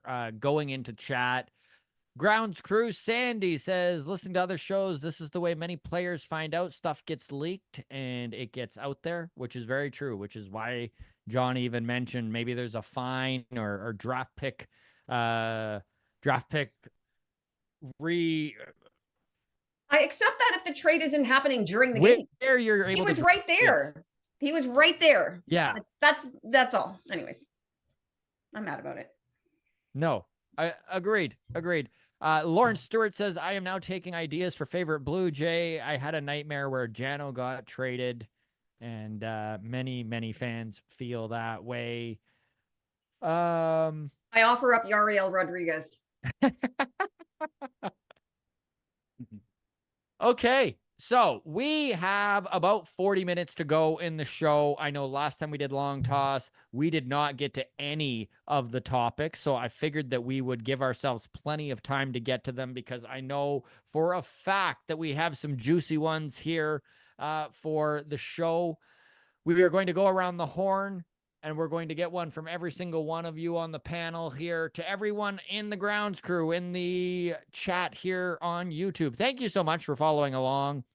Go ahead and hit that subscribe button. That is obviously appreciated. Subscribing to the channel helps us out. Hitting that like button helps us out. If you're enjoying the show, spread it around. Let people know every single Sunday, or at least we sure try. Taco Time will say it's not every Sunday, but we put the effort in to get out there every Sunday, 6 to 8. And on that, I'm going to start with my topic, and then we are going to go out from there. Basically, it came out today that Reese McGuire and the Boston Red Sox hadn't even heard what Cal Quantrill said, which was basically along the lines of, in anger, he said, go jack off in a parking lot. You jacked off in a parking lot, you fucking loser. Something like that. I'm paraphrasing, but more or less, this is what was yelled at Reese McGuire, which makes it so much funnier to me that he did not know what he said. They were just genuinely mad at each other. He did not know what they said. And when these Red Sox players found out, there was a scenario where the security actually had to stop them from going into the home section and picking a fight with the Colorado Rockies, which is wild to me. And then they watched Reese McGuire get DFA'd, Danny Johnson taking his job for a second time here. So my question for the panel is, as funny as it is there a classier, more gentlemanly baseball that could be played rather than bringing up someone's biggest shame? Johnny, I'm going to start with you here. What was your thought on just this whole thing as it unraveled? And are there certain things that maybe should be off limits when you're in the heat of battle like that? I don't think so. I mean, it's a classless thing to say, obviously, but it's like if you're shit talking during the game, don't hold back your aces. just go for it. I mean, I think it's hilarious. It's just like that's the ace in the hole with Reese McGuire. He played it without hesitation, and it's like, yeah, fair. I think that's fair play. It's like he did jack off in a parking lot. You know, it's. I mean, it's cruel. It's a bit bullying, but it's not like, I don't know. It's not terrible. It's like people razz each other all the time and say horrible things all the time in sport, and we don't hear most of it because thankfully the microphones aren't right down on the field with people. But I was like, you did do that, so you have no defense. It's like, it's not like somebody said something about you that wasn't true. All you can do is be like, that sucks. Yes, I did do that. I'm going to go back to my dugout now and be red in the face, you know. Going to chat, Johnny. going to chat cracks me up because Michelle Marie Beer is like, it's a classless thing to do. LOL. Oh, absolutely. And what I love is really that could be she's talking about Cal Quantrill yelling that. She could also be talking about Reese McGuire tugging it in a dollar store parking lot. Both classless things. Juan, what was your thought on the piece or on the whole breakdown of this? And when you think about social media these days, there is nothing that cannot be decoded. It started with John Boy, but my God, if you're going to say it with your lips, somebody is going to read those lips and it is out there. Yeah, I don't think Cal regrets what he said at all, to be honest with you. I know if I was a player on the field playing against somebody that did that, I'd fucking let him know even if he didn't do anything to piss me off. I would wear him out as a catcher every time he came up to hit. I'd be like, oh man, you got splooge on your foot. What the fuck were you jerking off in the clubhouse? What are you doing? Like, you wouldn't hear any grace from me. And then when you go and pick a fight for your stupid activity, I'm not getting off the fucking bench to defend you. You're a classless idiot. It's disgusting. There are potentially kids around. Like, just no, fuck you, dude. Like, you don't even deserve to have a career after doing some shit like that. And you better be prepared to listen about it. Like, these players are going to know and they're going to use it. You got to take that, man. You did it. You got to take it. You're a fucking loser. Plain and simple. Andrew McLeod in chat goes, Jen's expression during this conversation is classic. Jen, your face is saying a million words right now. What is your take on this? It's fair game. It was fair game to shout at him. Absolutely, it was fair game. I'm gonna guess that Mish is meaning that what Reese did was the classless thing to do. She's clarifying here now. Yeah. Yes. That was the classless thing to do. And all jokes aside, okay, if we can, all jokes aside, yes, doing that in the parking lot of and parking where someone can walk by and see you, like you weren't behind a dumpster or something like, first of all, wait till you Does get that back make to it your worse? hotel. No, But you know that'd be what I'm better. saying? Like, you were somewhere where people could walk past you and see you. And that is how everybody knows what you did, because that's exactly what happened. Mhm. Right? Like, that to me makes it even worse. It's not it's doing it, but you did it so that people could see. What is wrong with you? Yeah. What is wrong with you? Are you a pervert? What is wrong with you? Yes. Well, he Yes, obviously yes. is. Right? Absolutely. And to back it up, you know, why would your teammates go try and start a fight with the other team? I wouldn't be supporting you. Oh, I'd be yeah. like, dude, yeah, you deserved it. Shut up. Sit down and shut up.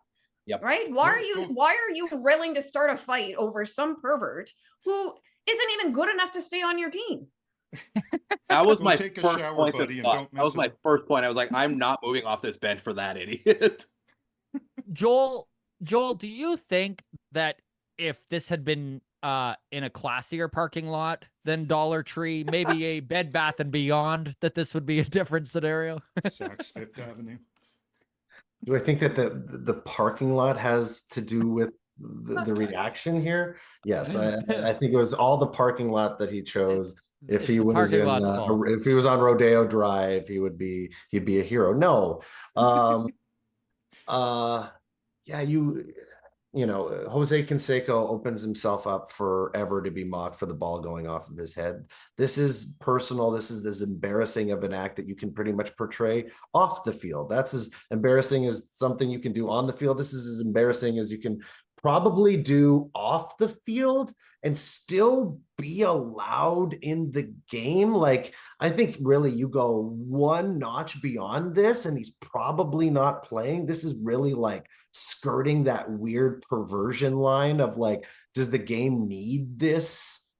Does this need to be ever brought up? Does this moment even need to happen because you put yourself out for this? So, but yeah, anything to get Colorado fired up, right? It clearly did. They scored 20 runs in that game. So that was, just something that's always going to fall required till his grave. It'll probably be, etched into his tombstone. I'm surprised it took this long for it to blow up. It's so long.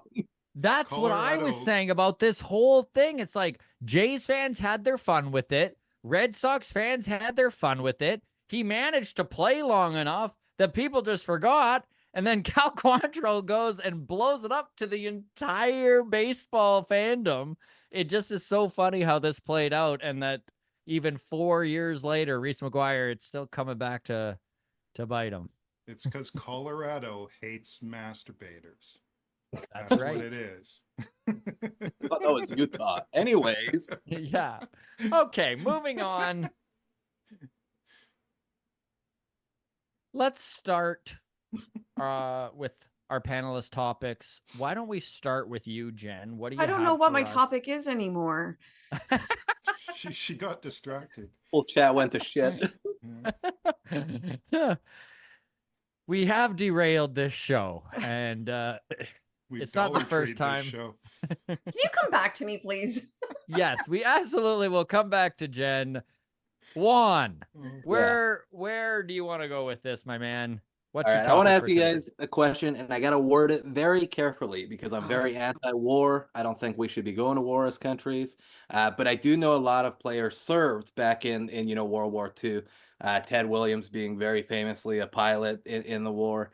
I'm curious, and let's call it paintball war instead, because obviously, who would you guys want to lead your team in a paintball battle against another team? Like, who's your captain for paintball? Ah, Dalton Varsho. Yeah. Dalton Varsho. Yeah. Yeah, that's a good wow. answer. That's a great answer. Any particular reason why Varsho? Because he's a little tank. He'd Yeah, I run just through a love him. wall. Yeah. Yeah, I was going to say, he's a football player. He doesn't care. He'll just, Yeah. yeah, I no like fear. That man has no fear. it. Joel, thoughts? I'll go with Mookie Betts because he just does everything right. He just Yeah, does everything really well. So Oh. I'll just assume that he can do this well because I've never seen him not do something well. Yeah, that's fair. You pick For up the Mariners- shortstop at 30. I figure you could pick up a Easy. battalion. as well. Easy transition. I would take Luke Rayleigh from the Mariners personally. He's a farm boy, and you know that kid grew up shooting guns for sure. I thought I wanted to be careful about how I worded that one, but I thought it was a fun. Well, if we're going to go to that, then Chris Bassett. Oh, see, there you go. Yeah. He'd be a psycho. Be yelling about beavers the whole time. That was it. That was my. I just thought it was a little fun one to see who would be good at paintball. Did a war. A different kind of war, right? Not wins above Different kind of war. Not I feel what like Ted Cal Williams dealt with. Quantrill would bring an intensity that would be, yeah. Oh yeah. Oh my God, the comments section. Out of control now.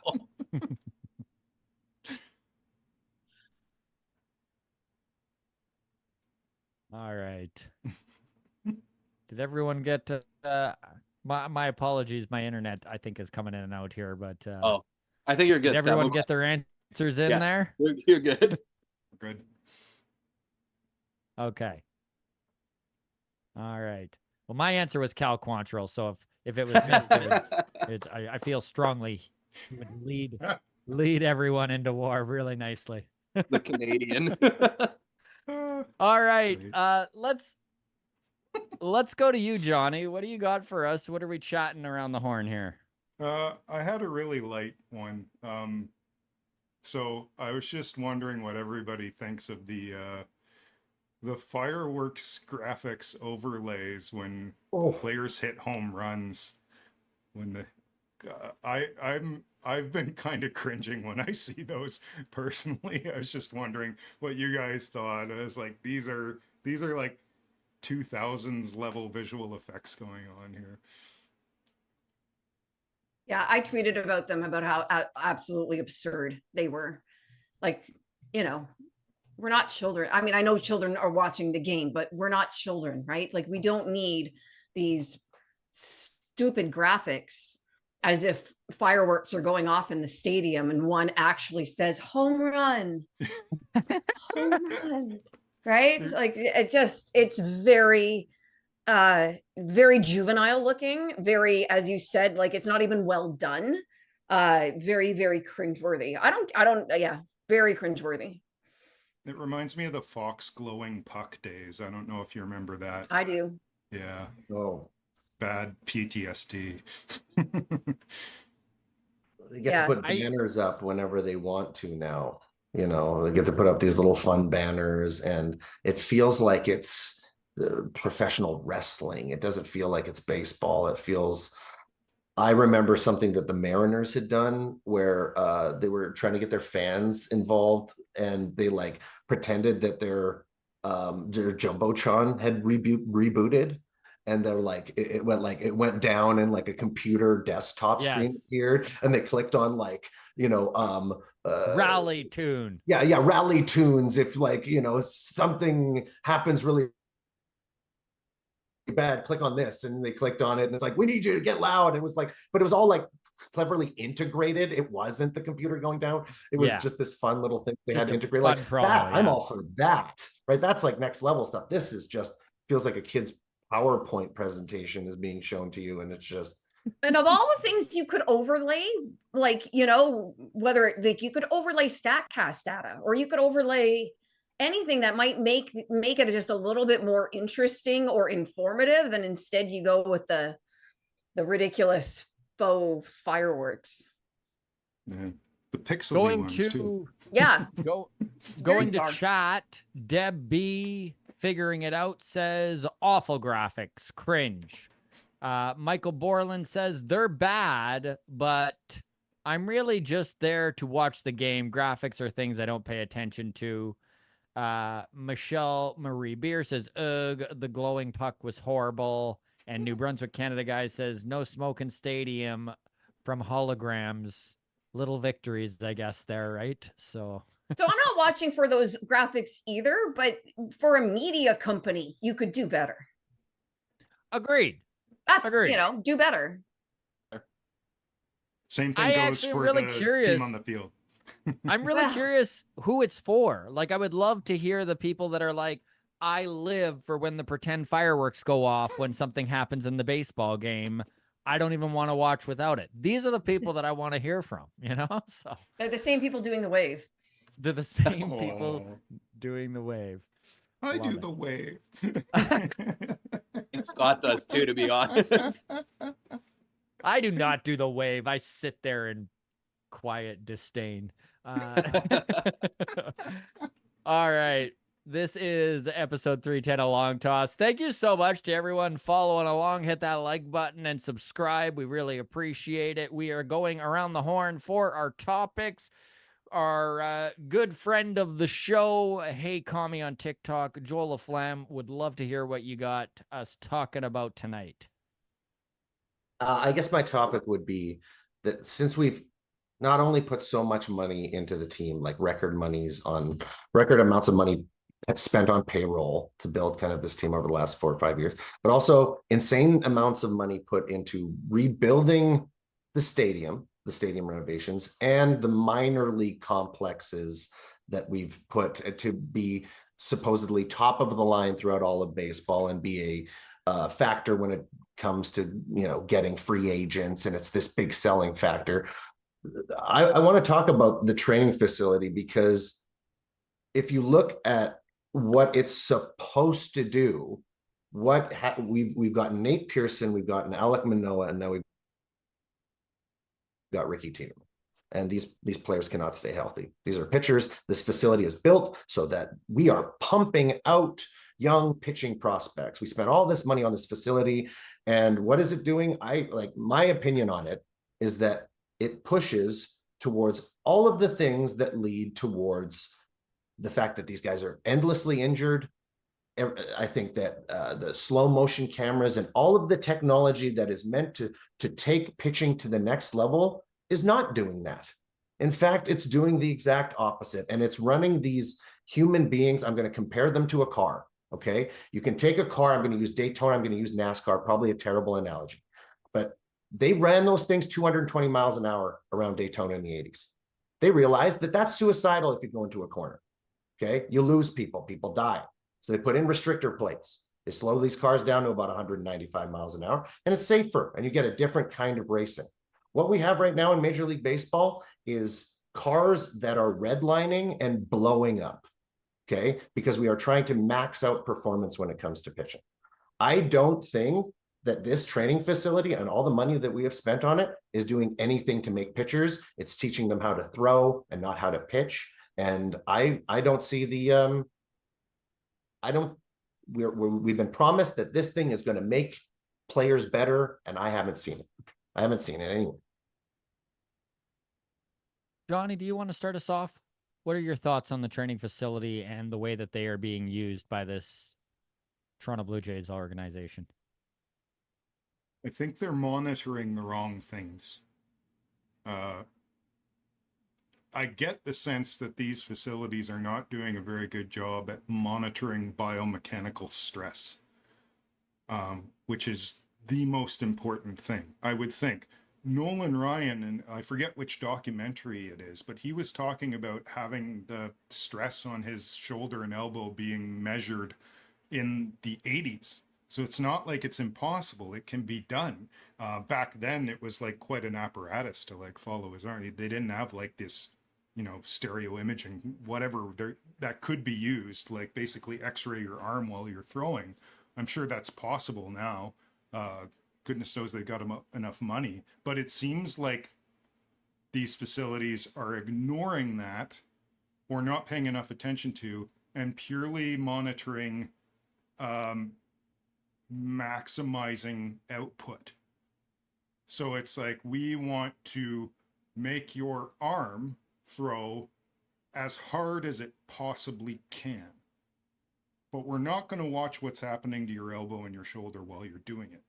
We're watching the angle of your arm and how you release it, and all the mechanics of it to make that ball go fast, but ignoring the internal mechanics of like, what the heck is happening in there, and is that sustainable, even though the answer is clearly no. It's not sustainable. And I agree with Joel that like it's kind of a waste of money if you're going to build these facilities and you're not going to pump out pitchers, true pitchers, who can go like Gosman did just the other night. I want to see more of that so badly. I miss seeing complete games. They don't even have to be dominant complete games. In the 80s, there were pitchers throwing like they'd give up 3, 4 runs, but they'd go 9 and they wouldn't get pulled because they're giving 3, 4 runs up over 9. That's a good ERA. So I want to see that come around again. I don't know when it's going to happen just because of what Joel's talking about. It's like that's clearly not the goal of most of the teams right now. And who knows when it will be. But I'd love it if the Jays went out and got some pitchers. I mean, they've done a pretty good job in free agency. These guys can pitch, and it's been a joy to watch Gosman and Kikuchi and Bassett like do their thing. And I'd love to see more of those guys. I mean, Paul Skeens is cool, but I feel like he's a ticking time bomb. And I feel like most of these guys, like Ricky Tiedemann, hasn't even made it to the majors yet. His bomb already went off. So I know the desire is for that 100-mile-an-hour pitcher. I don't want it unless it's a reliever who only needs to throw 12 pitches to get out of an inning. Juan, is the workhorse pitcher dead? Like, is the guy who goes out and like you don't really hear much about inning eaters anymore. The guys who just like, yeah, they got a 4.25 ERA, but guess what? They are going to give you 230 innings every single year. I mean, we saw Sandy Alcantara do it, and I don't know if that's contributed to why he is on the IL now, but it seems like anytime you see a guy really push the limits of everyday of today's baseball, they wind up on the injured list. Is that ilk of pitcher done? I don't think necessarily. I'm gonna use a couple of key figures to support my claims. I think the reason we're seeing injuries is bad mechanics, not necessarily velo or spin rate. Now these things do factor in, especially it puts pressure on your elbow and whatever. I think Paul Skeens is a perfect example, and then I think Logan Gilbert is a second perfect example. These dudes have such good mechanics. They're so clean. They're not doing funky things with their arms. They're not trying to hide the ball in these weird ways. And I think it's why they are going to be workhorses. Gilbert has been so healthy since he made the big leagues. He'll cross that 200 inning pitch limit this year. And you look at Skeens, and they've made a big deal about how he warms up, using a football, using the pad behind his back to get his back going. Well, these things are going to contribute to these players being healthy. You look at a guy with longevity like Scherzer and Verlander and Nolan Ryan, and what do those three guys have in common? Their fucking mechanics are great. They do not put their arm in a position to get hurt. Now, I'm not saying there are injuries are not going to happen, but you're going to protect yourself a lot better having good conditioning, having good strength and training in the off season, and then having good proper mechanics. And if you can have good proper mechanics, it doesn't matter how hard you throw, your arm will feel fine. I promise you, players know it too. Players know when their mechanics are off, they're going to feel it. And that's when injuries happen. So you got to repeat your mechanics every single pitch over and over and over again, and you'll be fine. I think it was Ramon Ortiz that had his elbow blow up in Toronto and knew he threw his glove down like maybe 3 or 4 years ago because he knew his career was over. Players know, they feel it.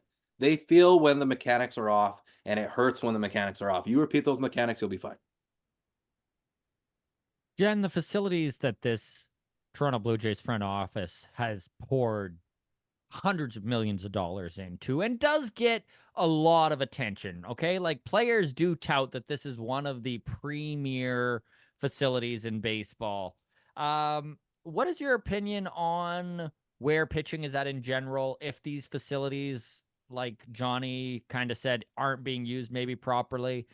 I mean, obviously, if any five of us knew the actual answer to pitching injuries, we would be a lot richer than we are, and we would probably be employed by a front office. But just curious where your thoughts are on the workhorse pitcher, the facilities in Dunedin, and just where this organization is at with where they're directing their analytics and stuff like that? Yeah, I mean, we so rarely see a pitcher throw a complete game anymore, right? Or go go past those 200 innings. So definitely pitchers are being dealt with differently than they were 10 years ago. As for the Blue Jays facility, it's really hard to speak to that because, you know, to everybody's point, it's one thing to have the facility, it's another thing to have the personnel and the approach. And without knowing anything about that, it's really difficult to speak to. Years ago, I used to kind of do a little bit of background work with a Dr. Mike Son, who was into biomechanics and baseball. And I don't know enough about it to speak about it intelligently, but he basically like invented a biometric or a biomechanic metric called fatigue units to measure the fatigue on a pitcher's arm. And I don't know exactly how that's utilized, but I do know he was hired by the Chicago Cubs as a result of his work. And so, like I said, it all depends on how these things are being measured. And you can have different people looking at somebody's mechanics, and each person can see something different, and each person can have a different solution.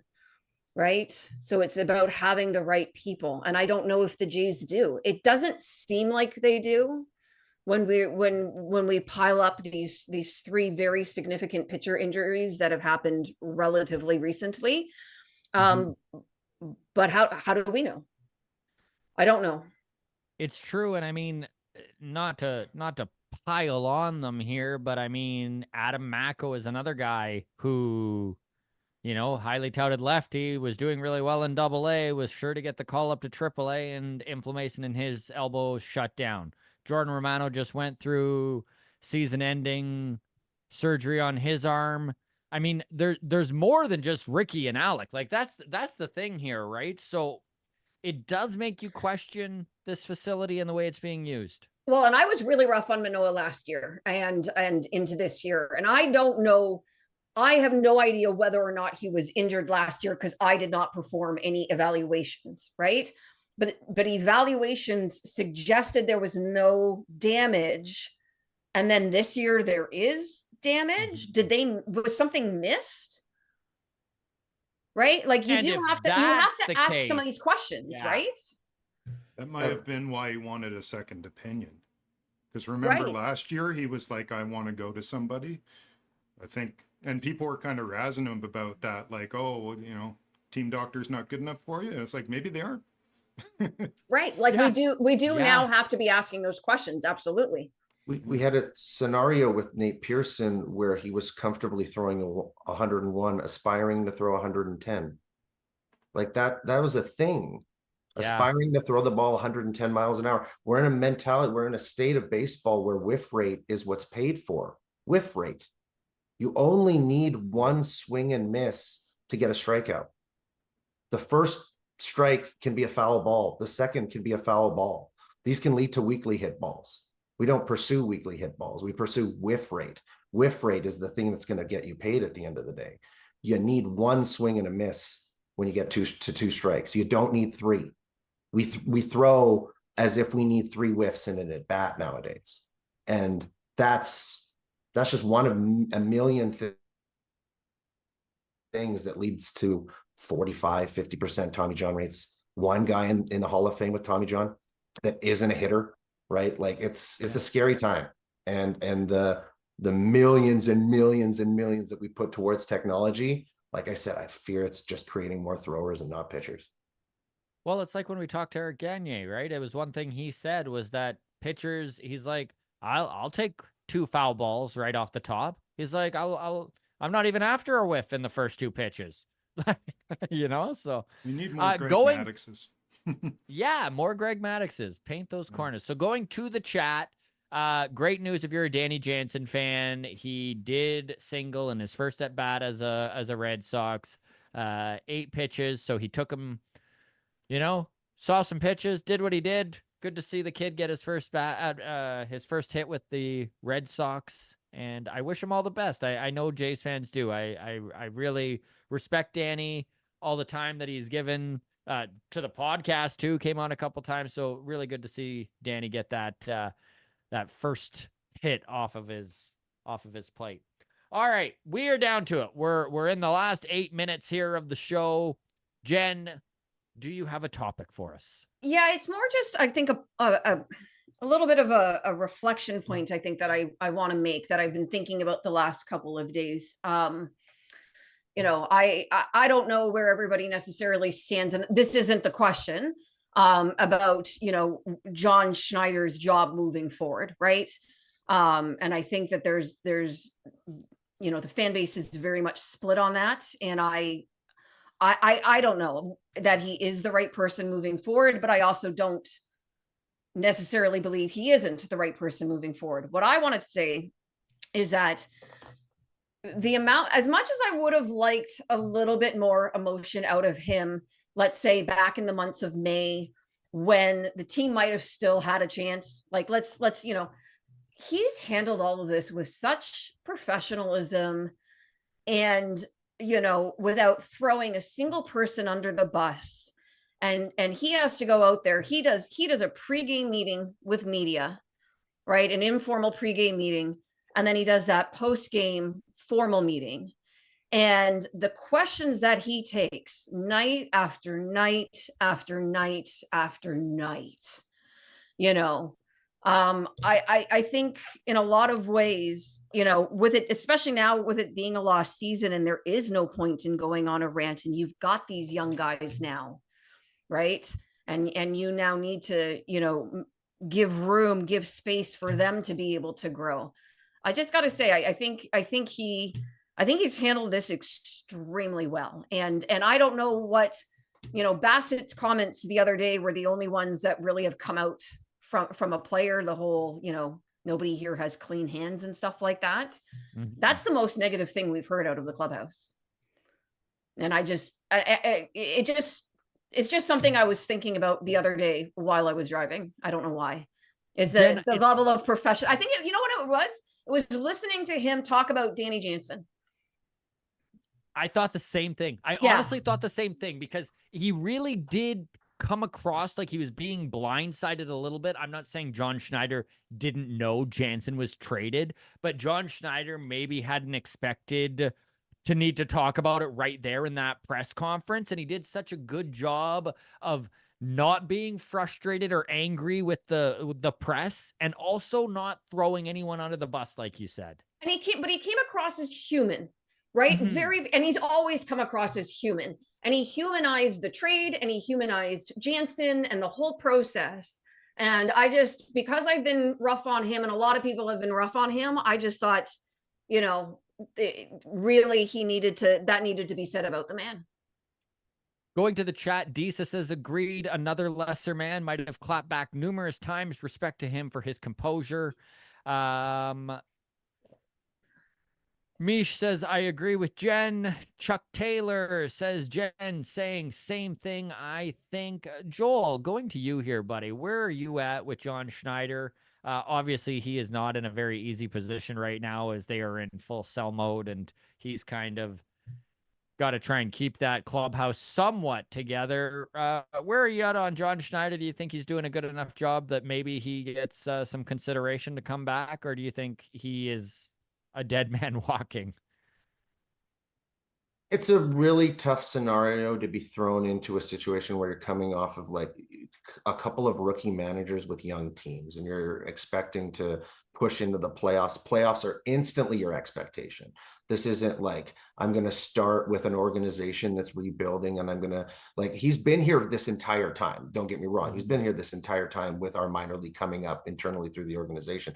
But as soon as he steps into the big job, the expectations for winning were never higher. And I don't think that I put a lot of the wins and losses this year on his managing as much as I do with the personnel that was put out on the field. Right. So, you know, I can't get mad at him because the bullpen imploded and there's no arms to go to. Like, you're like, oh, if he would have made better decisions, like what decisions are there to be made, right? Like, do I get mad at him that we don't have a cleanup hitter? Like, it's things like this that aren't on him, that he does his best over the course of 2.5 seasons to try to put a contender out there and not crack, not break under any of the pressure put upon him. And yeah, it's very well put what Jen said. And I don't, with where we are negatively on this organization, I'm not sitting here tearing him to shreds. He's not the piece that I'm like, it's all his fault. If only he would have, right? Like and it's also a situation where you're put in a position where you have to be push button. You have to be a push button manager right now. This is the beginning. You have this payroll. This is all these expectations are here. You can't go out there and be insane and wild and bench and do all these things that would give you freedom. You're very much under the constraints that the front office has put you under. So yeah, That's a really well said, Joel, because I know I look at it and I have a tough time being like, yes, bring him back. Like I'm not a big John Schneider fan, but I'm also not a big detractor because it is really hard to blame him for the roster construction, and his hands are tied with the bullpen. Like who is it that in the chat here? It may have already scrolled past, but someone was basically along the lines of who the hell do you expect him to use in the bullpen, which it's true. Like this bullpen is literally on fire right now. It's not really on him that the last 3 weeks has been miserable for who he can go to when it comes to especially high leverage situations. Johnny, when you look at John Schneider, where are you at with the job he's done this year, and how much of this season is at his feet? I'm very meh when it comes to John Schneider.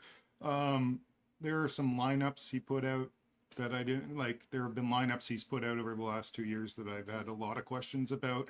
But the hardest thing is when nobody's job is isolated into one specific thing that they're responsible for, and everyone's interconnected. Blaming someone is very hard to do, and it's wonderful for all the Blue Jays brass who have their job security, but as fans, like, I can't entirely blame John Schneider because I don't even know if he's making those lineups. I don't know what role he plays. I know he's the manager, but that doesn't mean crap these days. There's the offensive coordinator, the defensive coordinator, the bullpen coach, it goes on, and there's the analytics team, and it's like, who knows who made what decision? And that whole disastrous press conference that Atkins gave last year and Shapiro had to cover for, it was all about, oh, we're going to communicate better and have more accountability. And it's like, well, you haven't said who's responsible for this shit show last year or this year. Last year was like, oh, we're gonna say who's responsible for it. We're gonna dig deep and we're gonna sort things out. And don't you worry, next year we'll all be accountable and we'll communicate better. Well, I haven't seen any of that. None. And there's still nobody head rolling for it. Like all they did, who'd they get rid of? Hodgins? Was that the worst? They got rid of, like, it's like, that's it. You think that fixed it. That guy was a scapegoat in the truest sense. That guy was just like, oh, look, we fired the hitting coach. Everything's fine now. It's like, but it wasn't him. It's a systematic problem. And so John Schneider is just a cog in that machine. And I don't know how much of a role he plays. So I can't, like, he seems like a nice guy. That's all I got. He's a very nice guy. Like, he That's seems like what the you kind want. of guy I would want to play for. So I'm like, fine, he's our manager. I want to play for him. Great. Juan, bring us home. What is your thoughts on John Schneider and the way he's handled this season? I mean, I can't speak to it all that well, to be honest with you. I obviously don't follow the Blue Jays nearly as closely. So when it comes to, coaching and lineups and things like that, I don't know as well. With that being said, it is my understanding that managers have final say on lineups. I don't think a single manager in the MLB is not the one creating that lineup, and he can listen to the front office and he can listen to his coaching staff, but at the end of the day, he's the one writing those names in. And my question to the four of you is, because I truly don't know, what does he have to hang his hat on the end of the season to save his job? As it's my understanding that since he's taken over, the team has progressively gotten worse, despite the front office doing everything they can to put a competitive team on the field. Now, it's not always going to work out, but you look at the payroll and you look at the team that came into the season. I don't think anybody foresaw what was going to happen for the Blue Jays this year. I don't know that there's any reason to keep him other than he has emotional intelligence when it comes to his players. That's not enough for me. It's important, and as somebody who played, I like a coach that has that, but it's not nearly enough, and I just don't think he has anything to show to keep his job. That's just my opinion. You guys will know better than I do. That's fair. No, I actually feel the exact same way. I completely agree too. And I think it will all depend or not, is Ross Atkins still the general manager? Right? If he is still the general manager, I would imagine John Schneider is still a manager. That would be my guess. But I think it would be hard for them to hire a new coach as well, keeping the front office as is. Right. I think if Atkins is out, I think then Schneider probably is out as well, because I think the new GM would want to hire their own person. And so there's a lot of questions that have to be answered before you even get to whether or not Schneider is still with this team. But I do agree with Juan, like there isn't, other than kind of keeping it together, right? And this was a season where I don't think anybody expected going into the season that it would have to be kept together this much, right? They were expected to be competitive. And for it to have gone south so far south.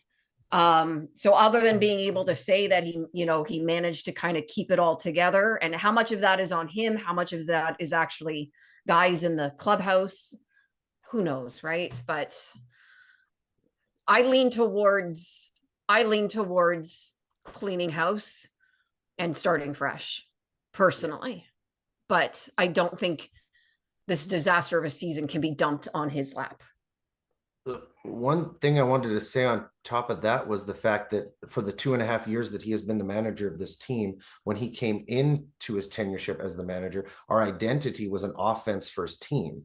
Then it became a pitching, more defense first team, where your identity is literally shifting under the manager. Like how do you want him to win, right? Like the Yankees are the Yankees. Aaron Boone has been the manager of the Yankees. They go and try to be the Yankees every single year. They try to win the way that the Yankees win. If you've been here for 2.5 years and fundamentally seen 3 different ways of trying to win, you go from an offensive driven team to a hybrid team to a pitching defense team over 3 years. Like, how was he brought in to win? Because I think the first thing you got to do is figure out how you want to go out there and win games. And then you can manage to that style. This has been Long Toss episode. Hey, Scott. Yes, sorry, sir. before you wrap up, because I thought we were going to get to it, we didn't get to it. I just want to thank all of you and the viewers at home and the viewers that are going to watch us after. Thank you guys so much for sweeping the Texas Rangers. We really appreciate that. I put on a Blue Jays hat for you guys for taking care of the Rangers for us. Thank you. That's some real appreciation, Juan. That's right. I also have the Canadian flag and a Vladdy signature on the side, hoping he comes to Seattle. Okay, well, now that seems a little backhanded. Pump the brakes there, buddy. Yeah. And on that, we will end things here. This is episode 310 of Long Toss. Every Sunday, we do our best to be here from 6 to 8. Appreciate all you grounds crew members who have been very active in the chat today. We hit over 75 at a moment here and have been well over 60 most of the show, even up until almost now, where we're still over 50. So a big thank you to all of you here. Hit that like button. Hit subscribe. It really does help things out. We're really pushing towards that 5K here for subscribers. I know we've been on our way there for about 1.5 years, but I swear we're like 25 away. We're so damn close. So bring us on home here, folks. A big thank you to our panel. We'll start with Baseball Jen. Always a pleasure, my friend. Thank you so much. For those of you who want to follow you on Twitter but not harass you, what is your Twitter handle? My Twitter handle is baseball_Jen. That's Jen with 2 N's. And yeah, if you just take a look at my mentions in the last 24 hours and say this woman's had enough, And just, but can I also just say that a lot of this show, I was kind of taking notes as we went, and I don't know if you can see, but that whole like Reese McGuire conversation, I just started scribbling. Just Rightfully so. That's not what I was drawing, but Jen, obviously one of our regulars, another one of our regulars here on Long Toss, and we can't appreciate him enough. Hey, call me on TikTok. Joel LaFlamme, thanks so much, brother, for being here. What's your plans for the week? I know things are getting busy on your end, dude. Yeah. Also, we've got a local baseball team that's like running. It's semi-pro Canadian ball, but like it's the end of the season, so I've actually gotten out to go see a few baseball games in person. Instead of just watching Nice. them. The Riverhawks. Yes, exactly. Eat a hot dog and enjoy the sun. So we have a game tonight that I'm going to try to. They've already started, but I'm going to try to get there in the next like half an hour. Well, we will let you take off here. We'll wrap things up. But Joel, for those of you in Edmonton who haven't got a chance to go to Remax Field, number one, gorgeous stadium. The Riverhawks are a ton of fun, and they've been filling that thing to the point where like literal pro ball teams are looking to go to Edmonton and increase the level there. I mean, the Riverhawks are just happy with what's going on. We lost the Trappers 20 years ago because nobody would go see, but everybody goes to see Riverhawks games. It's like insane. We get like 6,500 people to go. Fan appreciation night tonight, I think. So yeah. There you go. All right. Johnny, just want to say, man, thank you so much for producing this thing. You make life so much easier when you're on that end of it. And honestly, man, so many positive comments about your contribution on the guest side of things. Well done, my man. Thank you so much. Sweet. Thank you for having me. And I saw a single A game in Peoria, Illinois last week. I watched the Peoria Chiefs, who for that night were called the Peoria Pork Tenderloins. And believe me, I was loud and I made a lot of jokes, and everybody in Peoria thinks Canadians are crazy now. Last but not least, a big tip of our hat to the host of our sister podcast, the Walkoff Mariners. They've got all sorts of fun things to talk about, unlike the Blue Jays. The Mariners making a push here for the playoffs. Buddy, where can everyone find Walkoff Mariners and follow along? Yeah, on Twitter, on Instagram, on YouTube, where we post all our content at the Walkoff Mariners. And more importantly, I believe it's August 16th, if I'm not mistaken, the next Baseball Town 15th. Yes. 15th, the next Baseball Town Live. I'll be there on the panel for that Baseball Town Live. So if you're watching, if you're in the Toronto area, definitely get tickets, come hang out and talk baseball in person with us for sure. They are always a fun show. I know Baseball Jen has been on one, and we will have her back here. I know I was going to talk to you about September. We're going to put you on the... You keep saying it. We're going to put you on the pressure cooker here, but September 12th, hopefully Jen is available there. A big thank you to all of you. Honestly, again, hit the subscribe button. All the best to you. Cheers, gang. Recording stopped.